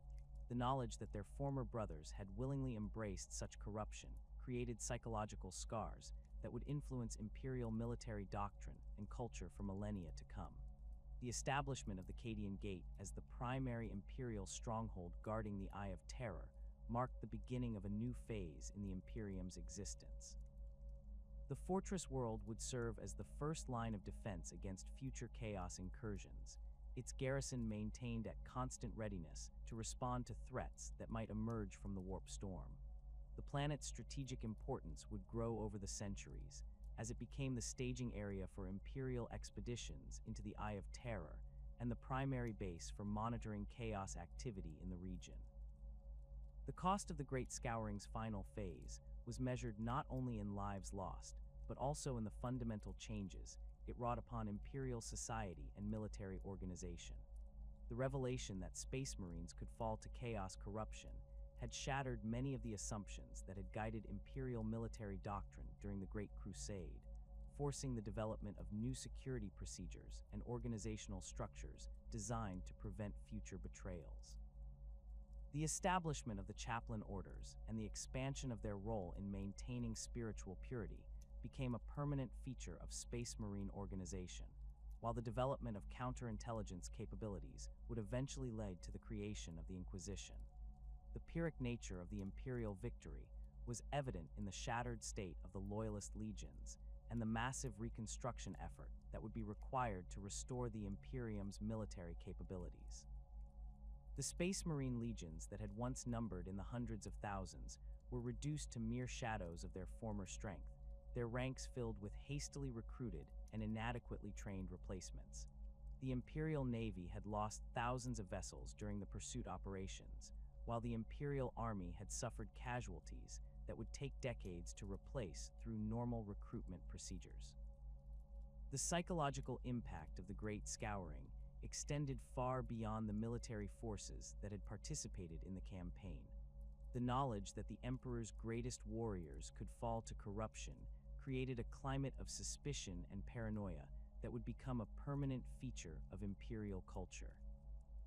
The development of new religious doctrines and security procedures reflected the Imperium's recognition that its greatest threats might come from within rather than from external enemies, leading to the creation of the surveillance and control systems that would define Imperial society for the rest of its existence. The silence that settled over the Cadian Gate in the aftermath of the final traitor exodus carried with it the weight of a galaxy forever changed. The massive defensive installations that now ring the Eye of Terror stood as monuments to both Imperial determination and the terrible cost of victory.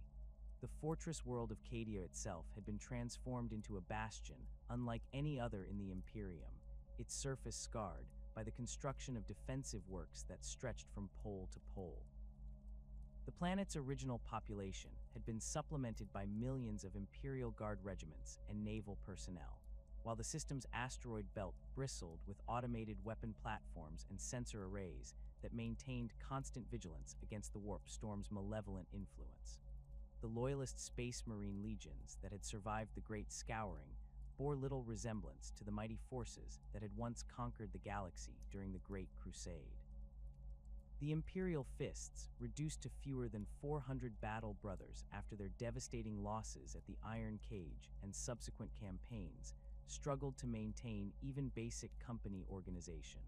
The survivors were scattered across dozens of worlds, their traditional yellow armor now bearing the scars of countless battles against their former brothers. Many warriors had been forced to cannibalize equipment from fallen comrades, creating a patchwork of gear that reflected the desperate nature of their recent campaigns. The Blood Angels faced perhaps the most complex challenges in their post-Scouring existence.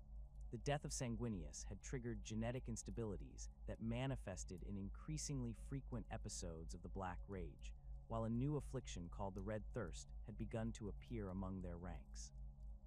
The 9th Legion's remaining 800 battle brothers were organized into specialized units that could contain and channel these genetic curses, but the psychological burden of their condition weighed heavily on every warrior who bore the gene seed of the angel. Their fortress monastery on Baal had been converted into a combination medical facility and training ground where new techniques for managing their genetic legacy were constantly being developed.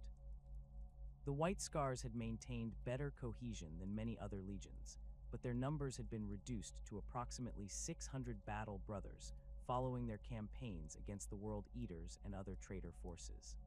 The Khan's warriors had adapted their traditional mobile warfare doctrine to account for the new realities of post-heresy combat, developing specialized tactics for fighting corrupted space marines and demonic entities. Their fortress monastery on Chogoris had become a center for the development of new reconnaissance and rapid response techniques that would prove crucial in the decades to come. The Dark Angels presented the most enigmatic situation among the surviving legions. Their official strength was listed as nearly 1,000 battle brothers, but significant numbers of these warriors had been assigned to secretive units tasked with hunting the fallen angels who had sided with Luther during the destruction of Caliban. The First Legion's leadership had become increasingly paranoid and secretive, implementing security measures that made cooperation with other Imperial forces difficult. Their fortress monastery, constructed in the asteroid field that had once been their homeworld, served as both a base of operations and a prison for captured fallen angels. The Iron Hands had suffered disproportionate losses throughout the heresy and its aftermath, their strength reduced to fewer than 300 battle brothers organized into clan companies that bore little resemblance to their pre-war structure. The 10th Legion's survivors had embraced cybernetic augmentation to an even greater degree than before, with many warriors replacing entire limbs and organs with mechanical components. Their fortress monastery on Medusa had become a center for the development of new augmentation technologies that blurred the line between flesh and machine. The Salamanders and Raven Guard faced similar challenges in rebuilding their shattered forces. The 18th Legion's strength had been reduced to approximately 400 battle brothers, while the 19th Legion could muster fewer than 300 warriors. Both legions had been forced to modify their traditional recruitment and training procedures to account for their reduced numbers, implementing new techniques for rapidly producing replacement warriors while maintaining their unique combat doctrines and cultural traditions. The Ultramarines, despite their substantial losses during the Great Scouring, remained the largest and most organizationally intact of the surviving legions. Roboute Guilliman's forces numbered nearly 10,000 battle brothers, their ranks swollen by the absorption of loyalist elements from the shattered 2nd and 11th Legions, whose records had been expunged from Imperial history. The 13th Legion's fortress monastery on Mukrag had become the de facto headquarters for the coordination of post-heresy military operations, its vast libraries and training facilities serving as repositories for the tactical knowledge that would guide the Imperium's future development. The assessment of Legion capabilities in the aftermath of the Great Scouring revealed fundamental flaws in the organizational structure that had served the Imperium during the Great Crusade. The massive size of the original legions had made them vulnerable to wholesale corruption, as demonstrated by the ease with which entire formations had turned traitor during the heresy. The concentration of power in the hands of individual Primarchs had created single points of failure that could compromise entire sectors of the galaxy, while the lack of oversight and accountability had allowed corruption to spread unchecked through the ranks. Robute-Guilliman's analysis of these problems led to the development of a comprehensive reform program that would fundamentally alter the nature of Space Marine organization. The Ultramarines Primarch had spent months studying the tactical reports and after-action analyses from the Great Scouring, identifying patterns of success and failure that could inform future military doctrine. His conclusions were compiled into a massive document that would become known as the Codex Astartes, a comprehensive guide to Space Marine organization, tactics, and conduct that would serve as the foundation for Imperial military doctrine for millennia to come. The central principle of the Codex Astartes was the division of the existing Space Marine legions into smaller, more manageable units called chapters. Each chapter would consist of approximately 1,000 battle brothers organized into 10 companies, with each company specialized for specific tactical roles and combat situations. This structure would prevent any single commander from wielding the massive power that had enabled the traitor Primarchs to challenge the Emperor's authority, while maintaining the flexibility and combat effectiveness that had made the Space Marines the Imperium's most valuable military asset. The implementation of the Second Founding required careful consideration of each legion's unique characteristics and capabilities. The Ultramarines, as the largest surviving legion, would be divided into multiple chapters that could maintain the 13th Legion's tactical doctrines while operating independently. The Imperial Fists would form the core of several new chapters, including the Black Templars and Crimson Fists, each inheriting specific aspects of the 7th Legion's defensive expertise and siege warfare capabilities. The Blood Angels' genetic instabilities required special consideration during the Second Founding process. The 9th Legion's successors would need to be carefully monitored for signs of the Black Rage and Red Thirst, with specialized training programs and support structures designed to help them manage these conditions. The Flesh Terrors and Blood Drinkers were among the first successor chapters created from Blood Angels' gene seed, their warriors selected for their ability to control their genetic curses while maintaining combat effectiveness. The White Scar's mobile warfare doctrine was preserved through the creation of successor chapters that specialized in rapid deployment and hit-and-run tactics. The Storm Lords and Marauders inherited the 5th Legion's expertise in reconnaissance and fast attack operations, while maintaining the cultural traditions and recruitment practices that had made the White Scars effective throughout the Great Crusade and Heresy. The Dark Angels' secretive nature complicated their participation in the Second Founding, as the 1st Legion's leadership was reluctant to share information about their organization and capabilities. The Angels of Absolution and Angels of Redemption were created from Dark Angels' gene seed, but their exact relationship to the parent legion remained unclear. The new chapters were integrated into the same secretive network that governed Dark Angels' operations, ensuring that the hunt for the fallen angels would continue across multiple organizations. The Iron Hand's emphasis on cybernetic augmentation was passed on to their successor chapters, including the Iron Skulls and Steel Confessors. These new formations inherited the 10th Legion's expertise in mechanized warfare and technological adaptation, while developing their own interpretations of the relationship between flesh and machine. The creation of these chapters required close cooperation with the Adeptus Mechanicus, as the complex augmentation procedures required specialized knowledge and equipment. The Salamanders and Raven Guard, despite their reduced numbers, were able to contribute to the Second Founding through the creation of successor chapters that specialized in their unique combat doctrines. The Storm Giants inherited the Salamander's expertise in siege warfare and equipment maintenance, while the Raptors carried on the Raven Guard's traditions of stealth and infiltration. These new chapters were carefully monitored to ensure that they could maintain their specialized capabilities despite their separation from their parent legions. The process of creating new chapters required extensive modifications to existing recruitment and training procedures.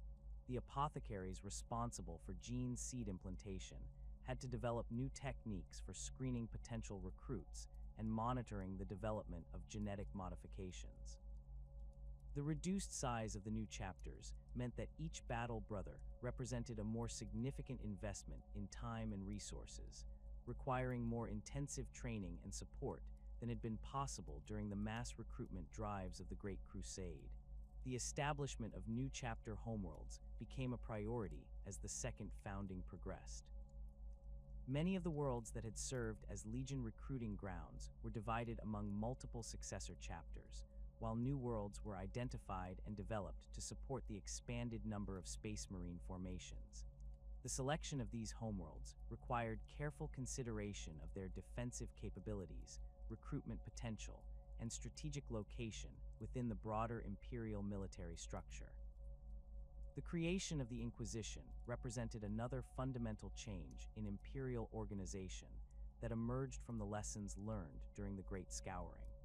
The revelation that corruption could spread through the highest levels of Imperial society had demonstrated the need for an independent organization capable of investigating and combating threats that conventional military forces could not address. The early Inquisitors were drawn from the ranks of Imperial agents who had distinguished themselves during the counterintelligence operations against the Alpha Legion and Word-Bearers. The Inquisition's initial organization reflected the diverse nature of the threats it was designed to combat. The Ordo Malleus was established to investigate and combat demonic incursions, drawing on the expertise developed during the campaigns against the Word-Bearers and their corrupted allies. The Ordo Hereticus focused on identifying and eliminating heretical movements within Imperial society, while the Ordo Xenos was tasked with monitoring and combating alien threats that might exploit the Imperium's weakened state. The development of inquisitorial procedures and methods required extensive experimentation and refinement. The early Inquisitors had to develop new techniques for identifying corruption and heresy that went beyond conventional interrogation and investigation methods. The use of psychers in investigative roles became standard practice, while the development of specialized equipment and weapons provided Inquisitors with the tools necessary to combat supernatural threats. The establishment of the Adeptus Archives as the Imperium's primary law enforcement organization represented another significant institutional change that emerged from the post-heresy reorganization. The need for a unified system of justice and law enforcement had become apparent during the chaos that followed the Siege of Terra, when local authorities had proven inadequate to maintain order in the face of widespread corruption and rebellion. The Archives were given authority to enforce imperial law across all levels of society, from the lowest hive dweller to the highest planetary governor. The creation of the Officio Assassinorum as a formal imperial institution reflected the recognition that conventional military forces were insufficient to deal with certain types of threats. The various assassin temples that had operated in secrecy during the Great Crusade were brought under direct imperial control and given expanded mandates to eliminate targets that posed threats to imperial security. The Vindicare Temple specialized in long-range elimination of specific individuals, while the Calidus Temple focused on infiltration and close-quarters assassination. The reorganization of the Imperial Guard represented a fundamental shift in the Imperium's approach to conventional military forces. The massive armies that had served during the Great Crusade were broken down into smaller, more manageable regiments that could be deployed independently or combined for larger operations. This structure reduced the risk of wholesale corruption while maintaining the flexibility necessary for effective military operations across the galaxy's diverse environments. The development of new military doctrines and training procedures reflected the lessons learned from fighting corrupted space marines and demonic entities. Imperial Guard regiments were trained to recognize and respond to signs of chaos corruption, while specialized units were created to provide support for Space Marine operations against supernatural threats. The integration of commissars into Guard command structures provided political oversight and morale support that helped prevent the spread of heretical ideas among the ranks. The establishment of the Imperial Navy as an independent service branch reflected the recognition that space-based operations required specialized knowledge and equipment that differed significantly from ground-based military operations. The Navy's responsibilities included not only fleet combat operations, but also the maintenance of communication networks and supply lines that connected the Imperium's far-flung territories. The development of new ship designs and weapon systems incorporated lessons learned from the naval battles of the Great Scouring. The creation of the Adeptus Mechanicus as a semi-autonomous organization within the imperial structure represented a compromise between the need for technological expertise and the desire for centralized control. The tech priests of Mars had proven their loyalty during the heresy, but their unique culture and beliefs required special consideration within the broader imperial framework. The Mechanicus was granted authority over technological development and manufacturing, while remaining subject to imperial oversight and regulation. The long-term consequences of the Great Scouring extended far beyond the immediate military and political changes that emerged from the conflict. The psychological impact of the heresy had fundamentally altered imperial culture, creating a climate of suspicion and paranoia that would define the Imperium's approach to governance for millennia to come. The knowledge that the Emperor's greatest warriors could fall to corruption had shattered many of the assumptions that had guided imperial society during the Great Crusade, forcing the development of new institutions and procedures designed to prevent future betrayals. The establishment of the Imperial Creed as the official religion of the Imperium represented a complete reversal of the Emperor's original vision of a secular, rational society. The need for spiritual weapons against chaos corruption had made religious faith a practical necessity rather than a philosophical choice, while the Emperor's interment upon the Golden Throne had provided a focus for worship that could unite the Imperium's diverse populations. The development of the ecclesiarchy as the institution responsible for maintaining religious orthodoxy reflected the recognition that spiritual unity was essential for imperial survival.